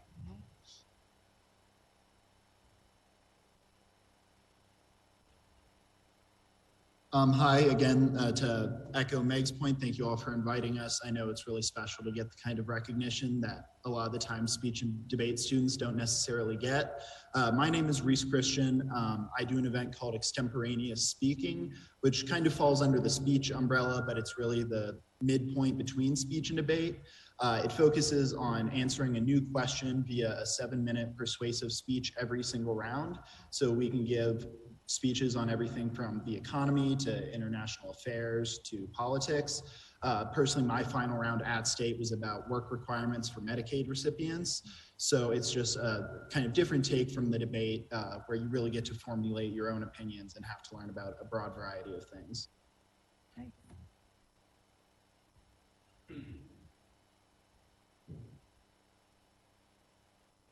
Hi, my name is Sophia Gerens. Along with Reese, I do extemporaneous speaking. We were both some of the finalists at state this year. And along with what he was saying about our event, it really shows just the depth of speech and debate, where what we get is a 30-minute time period to essentially outline and give a 7-minute speech about a topic.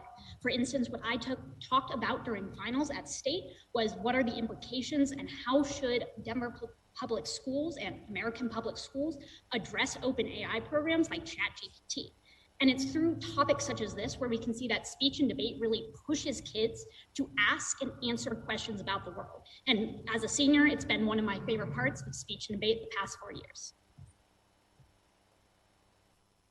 All right, anybody else? Hi, my name is Josh Shapri. I compete in an event called Program Oral Interpretation, which is a part of the interpretation events, which is in the very, very deep end of the speech events. It is more along the lines of theater and acting, where students will present a 10-minute performance of pre-existing literature, often either to give a humorous aspect or to give a more dramatic performance, or even following along a thesis. The event I do follows more along thesis. It touches more on political topics such as gun control in schools or the interrelationships of the African-American community in the United States and diabetes. My specific topic was about the interrelationships of superhero media and body dysmorphic disorder in teens. All right, would you, I know some students don't want to speak and that's totally fine. Would you guys all mind standing up just so that we can acknowledge each of you?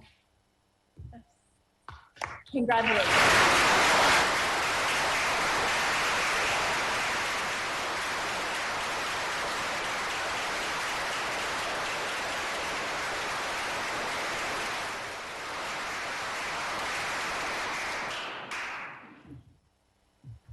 Congratulations and thank you. Thank you, Councilwoman Sawyer, for bringing that forward.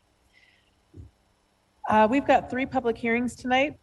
For those participating in person, when called upon, please come to the podium. On the presentation monitor on the wall, you'll see your time counting down. For those participating virtually, when called upon, please wait until our meeting host promotes you to speaker. When you're promoted, please accept the promotion. Turn on your camera if you have one, and your microphone. All speakers should begin their remarks by telling council your name and city of residence, and if you feel comfortable doing so, your home address. If you've signed up to answer questions only, please state your name and note you are available for questions of council. Speakers will have 3 minutes. There's no yielding of time. If translation is needed, you'll be given an additional 3 minutes for your comments to be interpreted. Speakers must stay on the topic of the hearing and direct your comments to council as a whole. Please refrain from profane or obscene speech and refrain from individual or personal attacks. Councilman Cashman, will you please put Bill 23-0149 on the floor for final passage? Yeah, I move that Council Bill 23-0149 be placed upon final consideration and do pass. Thank you. It's been moved. Can I get a second? Thank you very much. It's been moved and seconded. The required public hearing for Council Bill 23-0149 is open. May we have the staff report? Good afternoon, members of City Council. My name is Fran Peñafiel, Senior City Planner with Community Planning and Development. And today I'm here to present an overview of the rezoning request for 526 South Vine Street.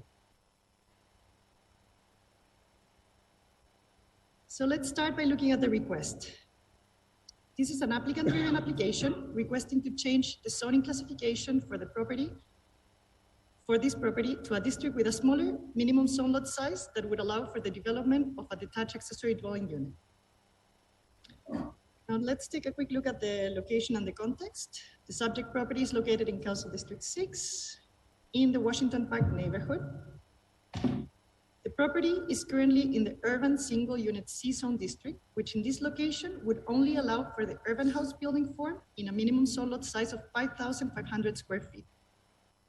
As you can see in the map, the property is completely surrounded by other properties, also zoned ESUC. The proposed USUB1 zone district requires a minimum zone lot size of 4,500 square feet to allow for the detached ADU building form, what is consistent with the 4,680 square feet of the subject site. All other form and use standards would remain the same. The current land use of the site is single unit residential, and it is mostly surrounded by other single unit uses. There's some 2-unit and some multi-unit residential uses in the surrounding area. This slide shows the subject site on the bottom left and the residential character of the neighborhood on the top left and the 2 images to the right. Now that we have a little bit of an understanding of the location and the context, let's take a quick look at the process, at the rezoning process. Informational notice of the application was sent on November 29, 2022. Planning Board recommended approval unanimously on consent agenda on February 1st.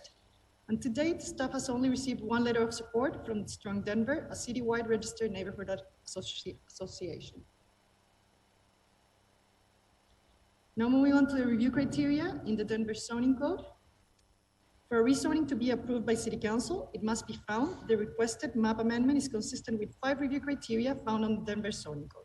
Our role as staff planners is to evaluate the requested district, in this case, the USUB1, against these 5 criteria. The first criterion is consistency with adopted plans.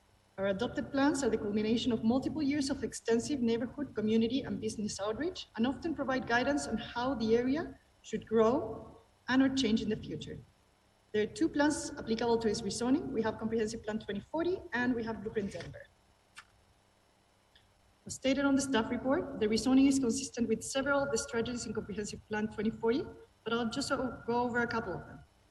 This map amendment will promote equity by creating a greater mix of housing options in every neighborhood, and it will lead to an environmentally resilient Denver by promoting infill development where infrastructure and services are already in place. Now let's look at Blueprint Denver. The subject property is mapped as part of the urban neighborhood context in Blueprint Denver. And the future places map designates this as low residential place type. These place types have predominantly single and 2-unit uses, and accessory dwelling units are appropriate. Vine Street is a local or undesignated street, which are mostly characterized by residential uses. Blueprint also includes specific policy recommendations. Housing Policy 4 focuses on diversifying housing choice through the expansion of accessory dwelling units throughout all residential areas. Moving on to criteria number 2 and 3, staff also finds that the requested rezoning meets the next 2 criteria. The rezoning will result in uniformity of district regulations, and it will further the public health, safety, and welfare, primarily through its implementation of adopted land use plans. As discussed above, according to Blueprint Denver, it is appropriate to rezone to a district with a smaller lot size than the current district if a pattern of smaller lots with similar uses exists in the surrounding blocks. It also specifically recommends the city diversify housing choice through the expansion of accessory dwelling units throughout all residential areas. This plan was adopted after the date of the approval of the existing zone district. Therefore, these are appropriate justifying circumstances for the proposed rezoning. Lastly, the proposed rezoning is consistent with the urban neighborhood context, residential district, and the USUB1 zone district purpose and intent.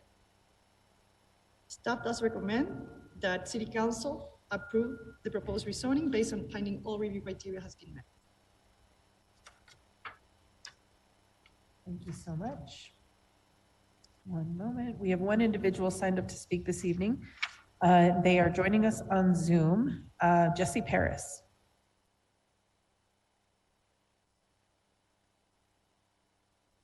Yes, good evening, members of council, those watching at home, those in the council chambers.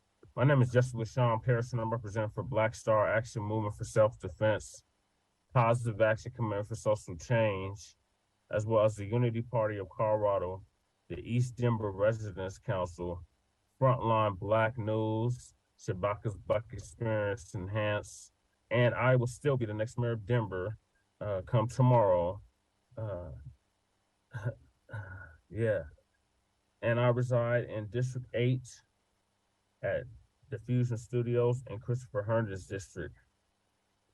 And I am in full support of this rezoning tonight. I myself, when I ran in 2019, supported ADUs. I wanted to see them in every district in the city. So to see that they're in District 6 is a good sign now. It meets all 5 of the criteria, so there's really nothing I can say to negate this, but why would I? It increases our housing stock, supposedly.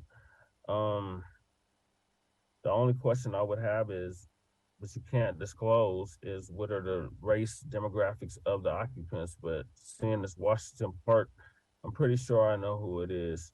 So with all that being said, good job, Cashman. You're the only one we should keep, and have a good night. Thank you very much. All right, are there questions from members of council on Council Bill 23-0149? Seeing none, public hearing is closed. Comments by members of council on Council Bill 23-0149. Councilman Cashman. Yeah, thank you, Madam President. I believe this application meets the criteria, and I look forward to supporting it this evening. Great, thank you so much. Mr. Secretary, roll call on Council Bill 0149.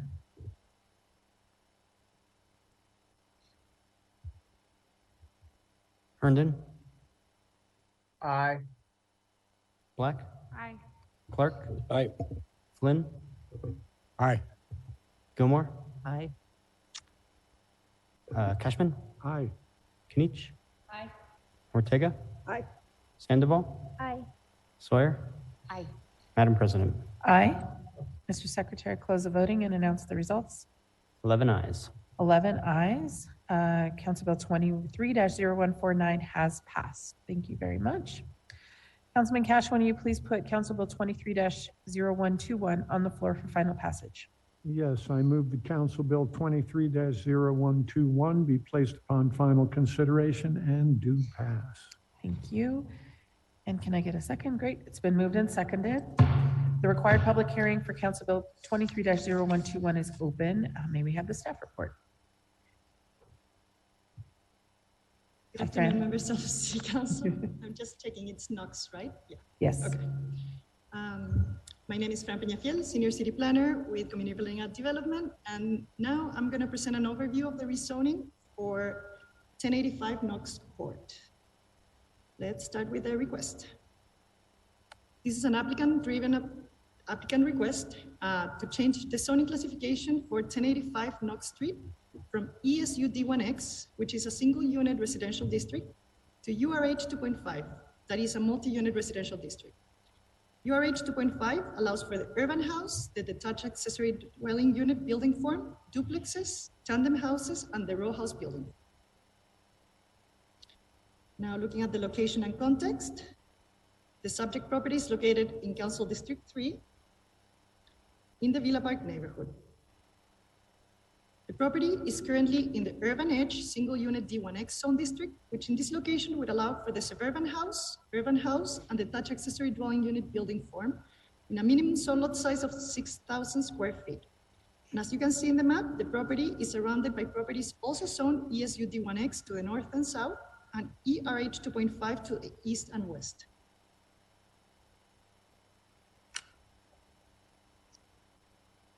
This map shows the land use of the site, and it shows us that it is single unit residential. The site is actually currently vacant. So while this map shows it as single unit residential, it is actually currently vacant. And it's mostly surrounded by other single unit uses, with some multi-unit residential uses directly to the west. And there is also some commercial and retail uses along 10th Avenue. This slide shows that the subject property is located in a residential area in a very close proximity to the Knox Street RTD station and gives an idea of the character of the neighborhood. In the top left image, you can see the subject site, and in the bottom left image, which is looking north on Knox Court, you can see how close the site is to the RTD station. You can see it from the bottom. Now that we understand the context of the subject site, let's take a quick look at the rezoning process. Informational notice of the application was sent on October 12, 2022. Planning Board voted 8-1 to recommend approval on February 1st public hearing. To date, staff has received 1 letter of opposition and 1 letter in support from 2 of the RNOs. The Villa Park Neighborhood Association expressed concerns with the potential involuntary displacement that the proposed rezoning could cause in the neighborhood. Strong Denver sent a letter on support, and the applicant also provided 6 letters of support from community members. Those were attached to the application. Now moving on to our last section, we'll go over the review criteria in the Denver zoning code. For rezoning to be approved by City Council, it must be found that the requested map amendment is consistent with 5 review criteria. Our role as staff planners is to evaluate the requested district, in this case the URH 2.5, against these 5 criteria. The first criterion is consistency with adopted plans. There are 3 plans applicable to this rezoning. We have Comprehensive Plan 2040, we have Blueprint Denver, and we have the recently approved West Area Plan. Let's start with Comprehensive Plan 2040. As stated in the staff report, the rezoning is consistent with several goals in the Comprehensive Plan 2040.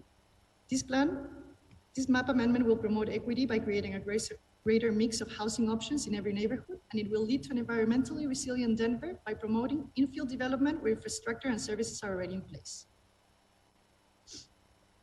Now looking at Blueprint Denver, the subject property is mapped as part of the urban neighborhood context in Blueprint Denver. And that's why the applicant requested to rezone to urban context instead of urban edge context. Future Places map designates the subject site as part of the high-medium residential place type. These place types have a mix of mid-scale multi-unit residential buildings, usually mixed with a variety of lower-scale residential building types.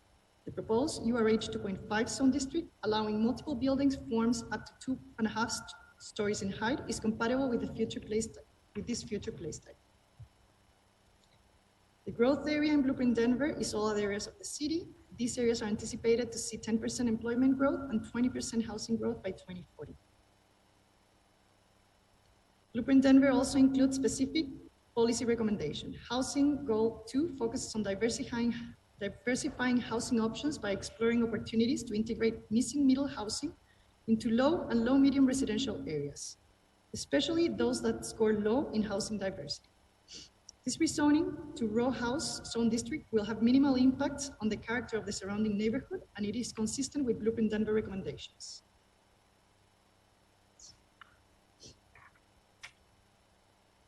Given that the subject site is within one of Denver's neighborhood equity and stabilization focused neighborhoods, an equity analysis was included with the staff report and was shared with the applicant for consideration. Blueprint Denver contains 3 equity concepts to help guide change to benefit everyone. Each equity concept has associated measurements that help inform implementation actions. The subject property is in the Villa Park, which is identified as an area with less access to opportunity compared to the rest of the city. The subject area is less equitable than Denver as a whole when it comes to access to fresh foods and healthcare. These scores are related to a higher than average percentage of children with obesity and poverty line. While the proposed allowance of a multi-unit residential development does not directly increase access to opportunity, an increase in residents might increase the likelihood that more goods, services, and amenities will locate in the commercial and mixed-use zone areas on the neighborhood. Additionally, the proposed zone district would allow additional housing units at a location that is well served by transit, providing residents with additional access to daily needs. The subject property is an area that has high vulnerability to involuntary displacement. The subject area scored as vulnerable to displacement in 2 of the 3 categories: educational attainment and median household income.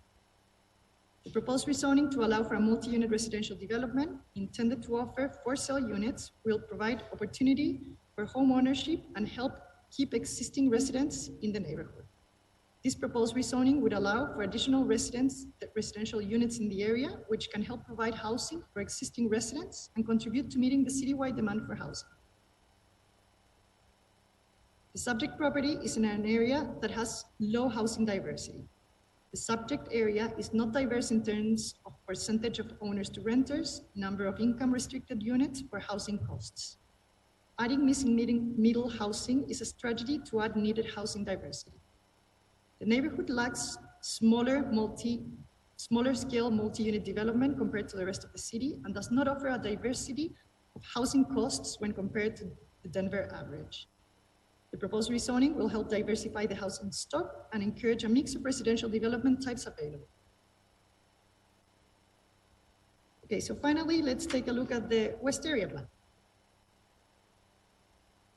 The West Area Plan was adopted last week as part of Community Planning and Development Neighborhood Planning Initiative and supersedes the Villa Park Neighborhood Plan and the West Colfax Plan. It also updates the guidance in Blueprint 10. Plan shows the subject property within the urban neighborhood context, and in the future place map, it is classified as community center, which is defined as typically provides some mix of office, commercial, and residential uses.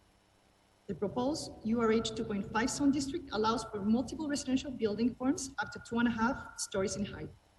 Though the proposed zone district does not allow commercial and other non-residential uses envisioned by the West Area Plan Community Center designation, it does allow the higher density of residential uses also called for in this area by the West Plan, which will help support the future transition of this area to a mixed-use community center near high-frequency transit.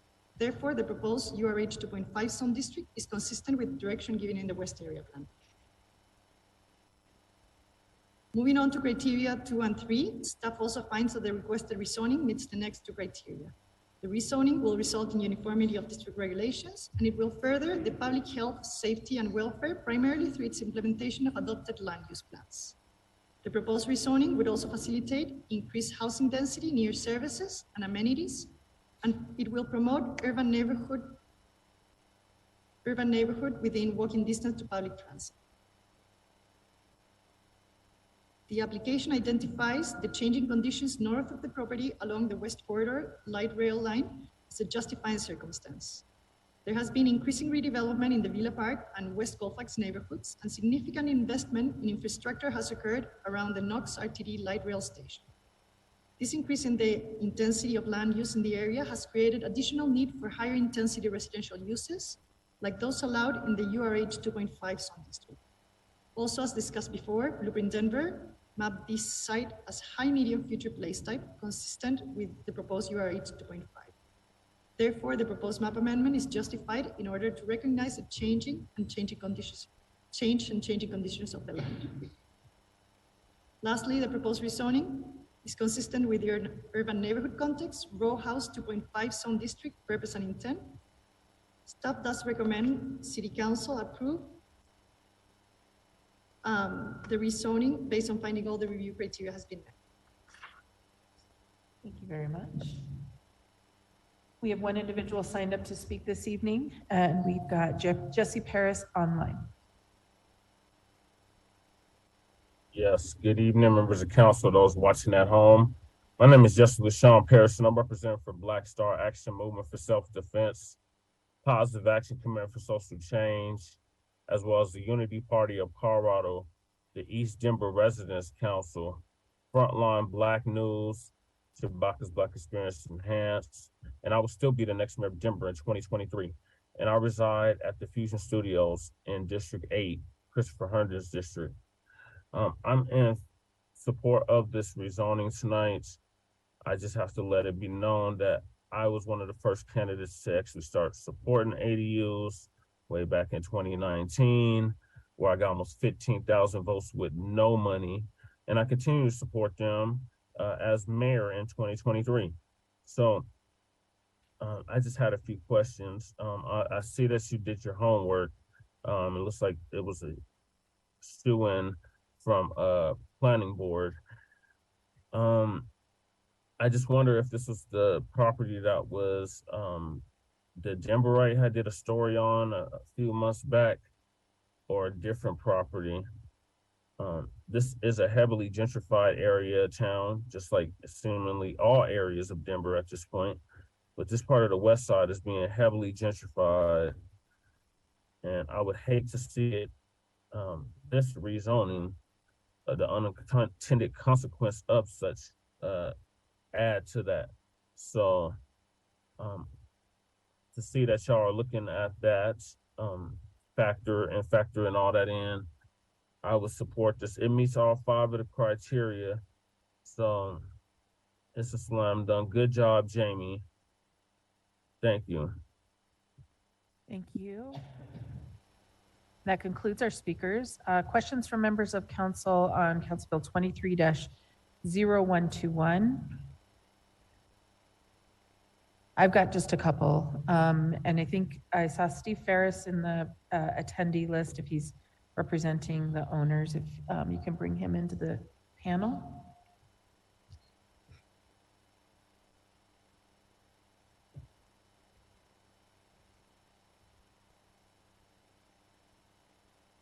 Steve Ferris.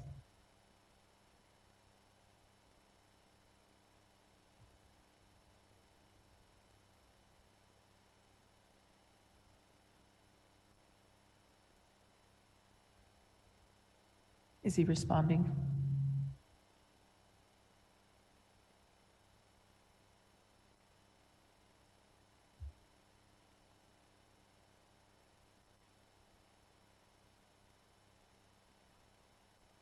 There he goes. He's got his hand up.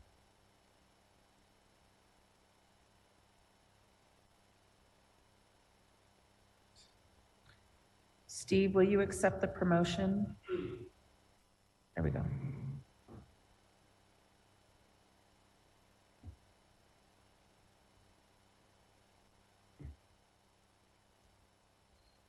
Steve, can you hear me? You'll need to unmute your mic.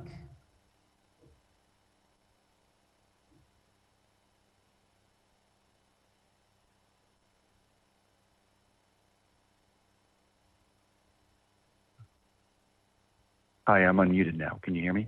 Yes, we can hear you. Thank you so much, Steve. Just had a question, if you can walk me through a little bit of the outreach in the paragraph provided and the application. It didn't mention anything about neighbor outreach. What did that look like? We met with the Villa Park RNO about 3 times, if not more, some other informal meetings as well. And we had some productive discussions back in actually early 22, summer of 2022, and then our last meeting in November of 2022. Steve, let me interrupt you. That is in the description. I'm asking about neighbors that surround this property. We weren't able to contact any directly adjacent neighbors to this property. How was it attempted? We checked in with knocked on their doors, and we did not hear anything back. Okay. Which neighbors? To the rear and to the sides? I believe to the side. I'd have to check with our actual the owner who owns a lot and has spent time on the property and has checked with neighbors. Okay. The letters of support that were provided, what's their relationship to the property? They don't have direct relationship with this property. They're residents of Villa Park. That's their only qualification. Okay. Do they have relationship to the applicants? I think they might be neighbors of the applicant because he lives in Villa Park as well. Okay. Are they tenants of the applicant? That's not my understanding. No. He's on the meeting. We could ask him that question as well. He's what's his name?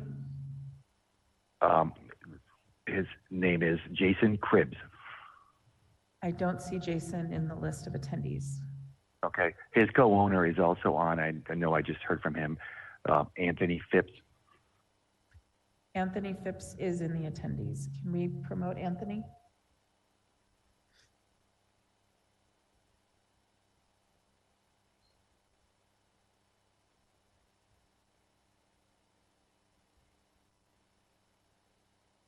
Anthony, can you hear me? Yes, I can hear you. Can you hear me? Yes. Hi, Anthony. Did you hear the question that I asked Steve? I did, yeah. Would you like me to address it? Yes, please. Sure, yeah. So there are various people around Villa Park. Some of them are people who have become tenants since supporting the thing. But there are other people who are just people who live in Villa Park. And then some people who own properties in Villa Park. So I think there were, I think, 2 letters of support of people who either are tenants or became tenants, and those are neighbors. And then there were, I think, maybe 3. The person said there were 6 letters of support, but I think in the end there ended up being like 9 or 10. I think there were about 3 of people who just live in the neighborhood.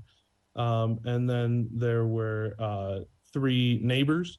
And then there was 1 person who just owned some property that I had been discussing our plans with, and they had said, oh, it sounds cool.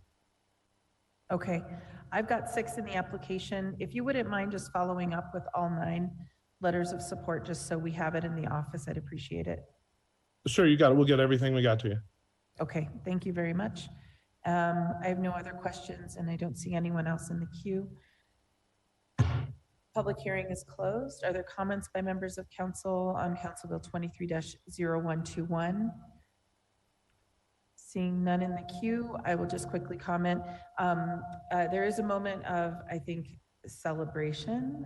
This is our first rezoning since the West Area Plan was completed just a week ago. So thank you, Fran, for being our first since that exciting event. Knox Court is a busier corridor than most, and this particular application, I think, meets the criteria technically. I think when we do have rezonings occur, it is nice to hear how does the project resonate with the direct vicinity neighbors, and I wish we did have a little bit more of an idea of what that looks like, because I think there could be 2, potentially 3 units that go up on this property. So that could be important for them to know about if they didn't already know it. So, but I do support tonight's application and hope my colleagues do as well. Mr. Secretary, roll call on Council Bill 23-0121. Herndon, Aye. Black, Aye. Clark, Aye. Flynn, Aye. Gilmore, Aye. Cashman, Aye. Kinich, Aye. Ortega, Sandoval, Aye. Sawyer, Aye. Madam President. Aye. Mr. Secretary, close the voting and announce the results. 11 ayes. 11 ayes. Council Bill 23-0121 has passed. Thank you, Fran. Councilman Cashman, will you please put Council Bill 23-0122 on the floor for final passage? Yes, I move that Council Bill 23-0122 be placed upon final consideration and do pass. Thank you, and that's been moved and seconded. The required public hearing for Council Bill 23-0122 is open. May we have the staff report? Fran. Tonight is the Fran Show. Good evening, members of City Council. My name is Fran Peñafiel, Senior City Planner with Community Planning and Development. And now I will present an overview of the rezoning for 3401 West 29th Avenue and 2945 North Julian Street. Let's start with a request. This is an applicant-driven application requesting to change the zoning classification for 2 adjacent sites, one at 3401 West 29th Avenue and one at 2945 North Julian Street. The property at 29th Avenue is occupied by a 1-story building, built in 1924 as a church, and the property at Julian Street was built as a 1-story mid-century church in 1955. The applicant is requesting to rezone to facilitate the redevelopment of the properties that is consistent with the recommendations in our adopted plans. Now that we have an understanding of the background, let's look at the location and context of these properties. So they're located in Council District 1 in the West Highland neighborhood. The subject properties are currently zoned USUB, which is a single unit residential district that allows urban houses with a minimum sold lot size of 4,500 square feet. Surrounding properties are zoned USUB1 and USUA1, which are residential protected districts. If the subject properties are rezoned to UMX2X, they will be subject to all protected district standards, including additional setbacks and use limitations. According to our records, the current land use of the sites is public quasi-public. While the structures were built as churches, the buildings have not been used as such for a few years. Instead, they have been utilized for neighborhood serving uses such as music school, charter preschool, therapy practice, yoga studio, and a massage studio. The properties have also hosted many community events. The subject properties are part of the Allen M. Ghost Historic Landmark District. Given that both buildings are contributing structures in this landmark district, there are significant protections in place to preserve the existing structures.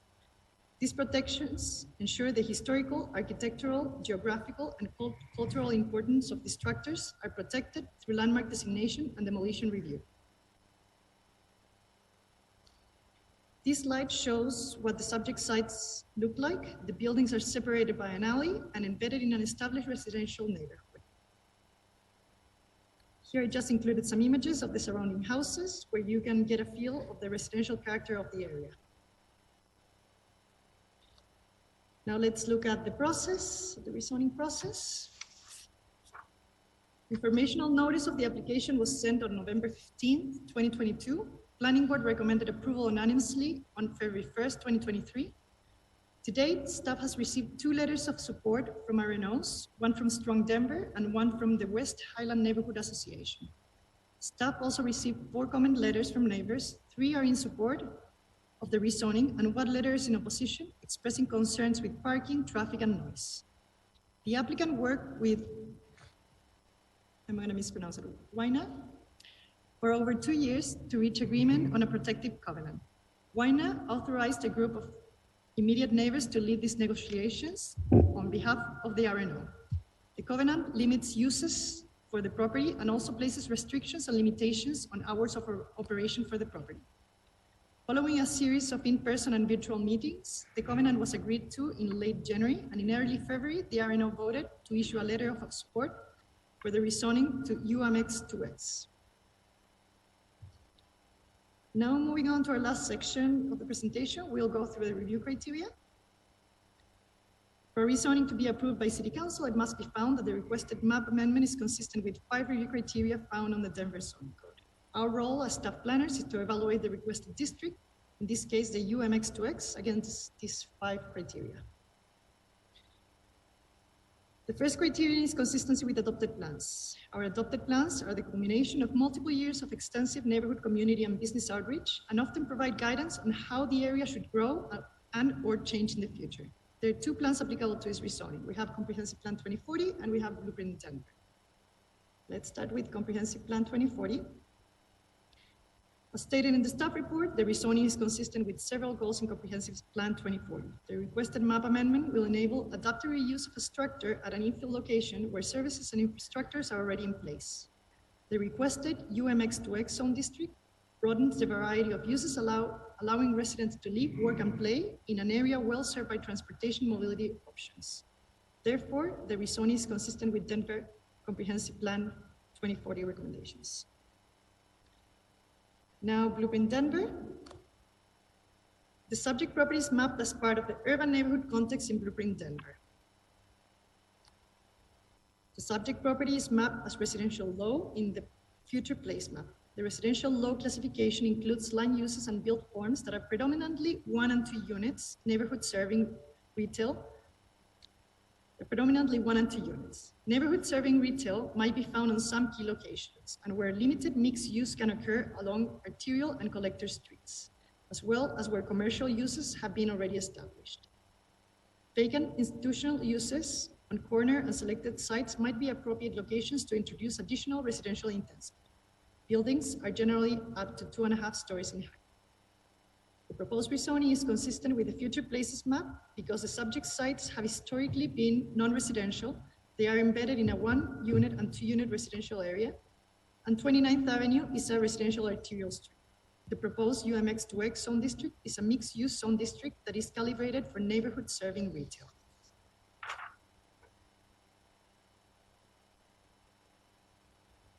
Subject property is located within all other areas of the city, which are anticipated to see around 20% of new housing growth and 10% new employment growth by 2040. The proposed map amendment to UMX2X is consistent with the map because will it enable compatible adaptive reuse of the existing structures for this location to support continued viability of the existing buildings. Blueprint Denver has additional specific policies that are applicable to this request. The proposed rezoning is consistent with these Blueprint Denver policies because it will facilitate adaptive reuse of two important historic structures by allowing additional compatible uses. Moving on to criteria number 2 and 3, staff also finds that the requested rezoning meets the next two criteria. The rezoning will result in uniformity of district regulations. It will further the public health, safety, and welfare primarily through its implementation of adopted land use plans. The proposed UMX2X zone district will allow the redevelopment in a manner that will preserve the existing structures while providing additional neighborhood serving amenities, thereby providing residents more opportunity to live, work, and play within their neighborhood. The application identifies the changing conditions, such as adopted plan, as the justifying circumstances. As discussed above, Blueprint Denver provides new guidance that encourages individual rezonings to institutional uses to facilitate adaptive reuse. The plan was adopted after the day of the approval of the existing zone district. There has also been redevelopment in the Sloan Lake and West Highland neighborhoods, and significant investment in infrastructure has occurred on West 29th Avenue in the form of new bike lanes extending from Sheridan Boulevard to downtown Denver. This increase in the intensity of land use in the area has created additional need for neighborhood serving commercial services like those allowed in the UMX2X zone district. This change and changing conditions make continued commercial uses appropriate in this site. Therefore, the proposed map amendment is justified in order to recognize the changing conditions of the land. Lastly, the proposed rezoning is consistent with the urban neighborhood context, mixed-use 2X zone district purpose and intent. Staff does recommend that City Council approve the rezoning request based on finding all review criteria has been met. Thank you, Fran. We have 3 individuals signed up to speak this evening. If you're here in person, after your name's called, please make your way up to the front bench. Our first speaker is Bruce O'Donnell.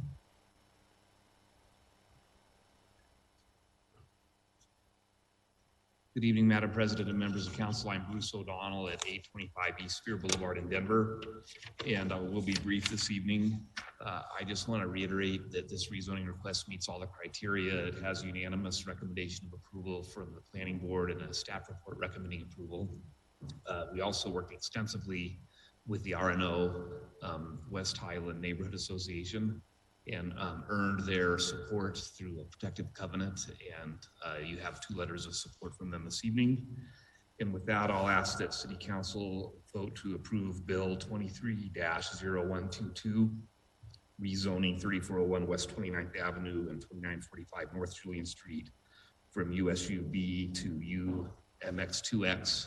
And I'm here to answer any questions should you have any. Thank you. Thank you very much. Our next speaker joining us in chambers is Paul Tamburello. Good evening, Madam President and members of council. Thank you for being here tonight. My name is Paul Tamburello, and I'm the owner of the 2 properties along with a business partner, Renee Doubleday. First, I want to thank Fran. Thank you so much for helping us through this process, and the staff at CPD. We entered into a negotiation with the Wina Neighborhood Association about probably a year and a half ago, and came up with what I think is a covenant that works for all the parties, all the stakeholders involved. And as a result of that, we did get a letter of support, and obviously no opposition, which is a good thing. So because of that, we believe that it meets all the criteria, and I request that City Council vote to approve Council Bill 230122, rezoning 3401 West 29th Avenue and 2945 North Julian Street from USUB to UMX2X. And thank you very much for your time, and I'm here to answer any questions if you have any. Great, thank you very much. Thank you.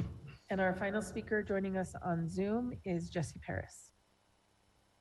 Yes, good evening, members of council, those watching at home and in the council chambers. My name is Jesse LaShawn Paris, and I'm representing for Black Star Action Movement for Self-Defense, Positive Action Commitment for Social Change, as well as the Unity Party of Colorado, the East Denver Residents Council, Frontline Black News, Shabaka's Black Experience Enhanced, and I will still be the next mayor of Denver come tomorrow. And I reside in District 8 in Christopher Herndon's district at the Fusion Studios. I'm in support of this rezoning. I just have a few questions that probably won't be answered. They usually aren't. But this is in a highly gentrified area of town, as I stated earlier. All areas of Denver are being gentrified. What steps are being taken to mitigate that gentrification in said district? And also, did there have neighborhood interaction, like the previous rezoning? Did they actually meet with the people that are adjacent to this property and get their approval before bringing this to planning board? If someone could please answer those questions, I would greatly appreciate it. Go out and vote tomorrow. Write in Jesse Parrish for Denver Mayor, JSSEPARRIS. Thank you. Thank you very much. And that concludes our speakers. Are there questions from members of council on Council Bill 0122? Councilman Flynn? Thank you, Madam President. I don't know if Fran or Bruce or Paul could answer this, but because it's in a historic district, and these are contributing structures, although they were built at different times, but Mr. Tamburello, you own both of them. The intent here is to use this rezoning to allow more uses that would make the preservation of the structures more sustainable. Am I understanding that correctly? And maybe Mr. Tamburello could answer that. Sure. And if you have, please, if you have specific questions on Landmark, we have Kara online from Landmark. If you have more questions on Kara Han, she works in our Landmark team. So if you have questions particularly to the Landmark district, she can answer that. Why don't we bring Kara into the panel just in case? Kara Han is on Zoom if you have questions about the Landmark. I'm sorry, say that again. Kara Han from Landmark is also on Zoom, just in case. Okay. Yeah. Thank you. I would rather hear from the owner about the intent. At this point, our intent is to not make any modifications other than those necessary to make ADA accessible. So it could be used for retail purposes. It could be used for any other purposes under the MX2. Yep, all the purposes is defined in the, yes. Okay, and any alterations, of course, would have to go through landmark review, which is why Kara is on the line. Yep, and we. Sorry, Kara, I don't No, need to ask you a question. We've started that conversation already with them with some of the modifications we're looking at for the corner building to create more accessibility. Thank you. That's all, Madam Chair. Okay, great. Seeing no one else in queue, public hearing is closed. Comments by members of council on Council Bill 23-0122. Councilwoman Sandoval. Thank you, Madam President. I'd like to thank Fran and Bruce and Paul and your business partner for your commitment to the neighborhood. I think the first phone call I got about this was in the midst of COVID. I was working at my office at 10 o'clock at night and I called a constituent back and they were like, "What are you doing working?" And I said, "What happens when you have this job?"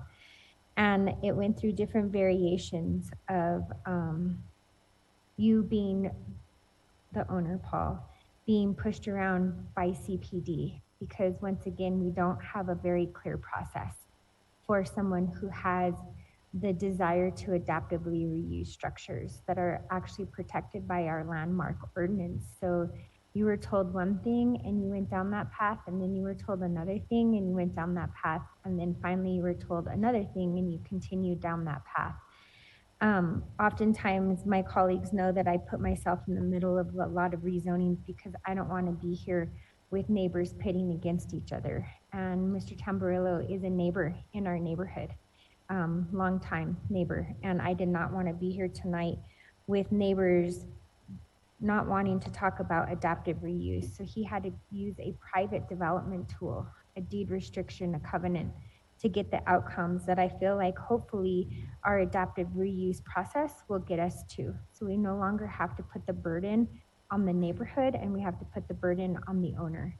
that hopefully we add more tools to our toolbox for allowing adaptive reuse. But for right now, we're here in front of you with a standard zone district and a private covenant that the neighborhood had to work on, as Mr. Tamburello talked about, for a year and a half.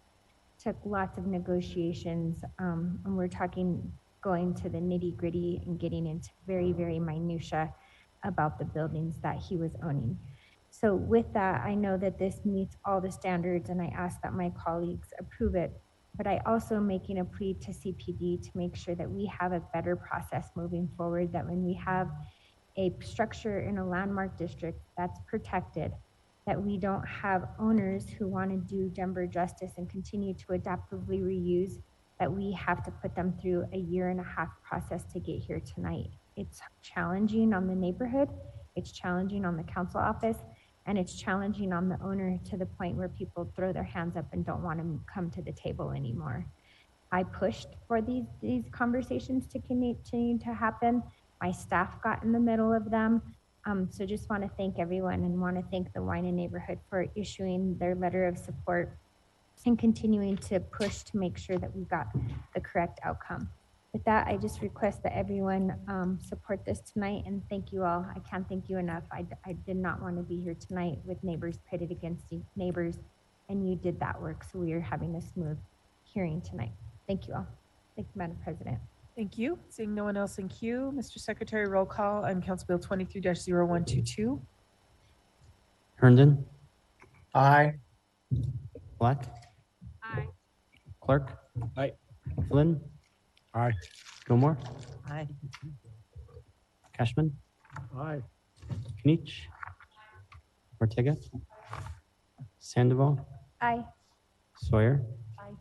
Torres. Aye. Mr. Secretary, close the voting and announce the results. 11 ayes. 11 ayes. Council Bill 23-0122 has passed. Thank you very much. On Monday, May 1st, Council will hold a required public hearing on Council Bill 0272, changing the zoning classification for 5005 West 29th Avenue in West Highland, and a required public hearing on Council Bill 23-0283, changing the zoning classification for multiple properties in Athmar Park and Valverde. And on Monday, April 24th, 2023, Council will hold a required public hearing on Council Bill 0295, designating 1741 Gaylord Street as a structure for preservation. Any protests against Council Bills 0272 or 0283 must be filed with the Council office no later than noon Monday, April 24th, 2023. There being no further business before this body, this meeting's adjourned.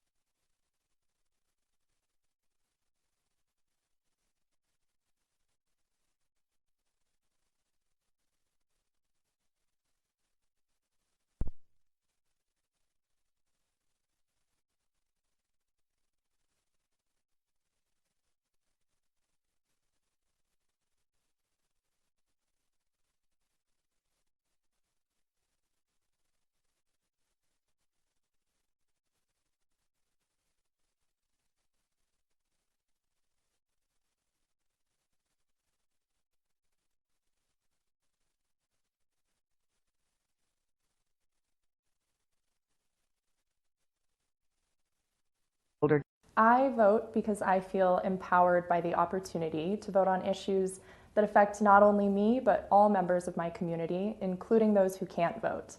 Our votes matter a lot, and I'll be voting this election, and I hope you will too, Denver.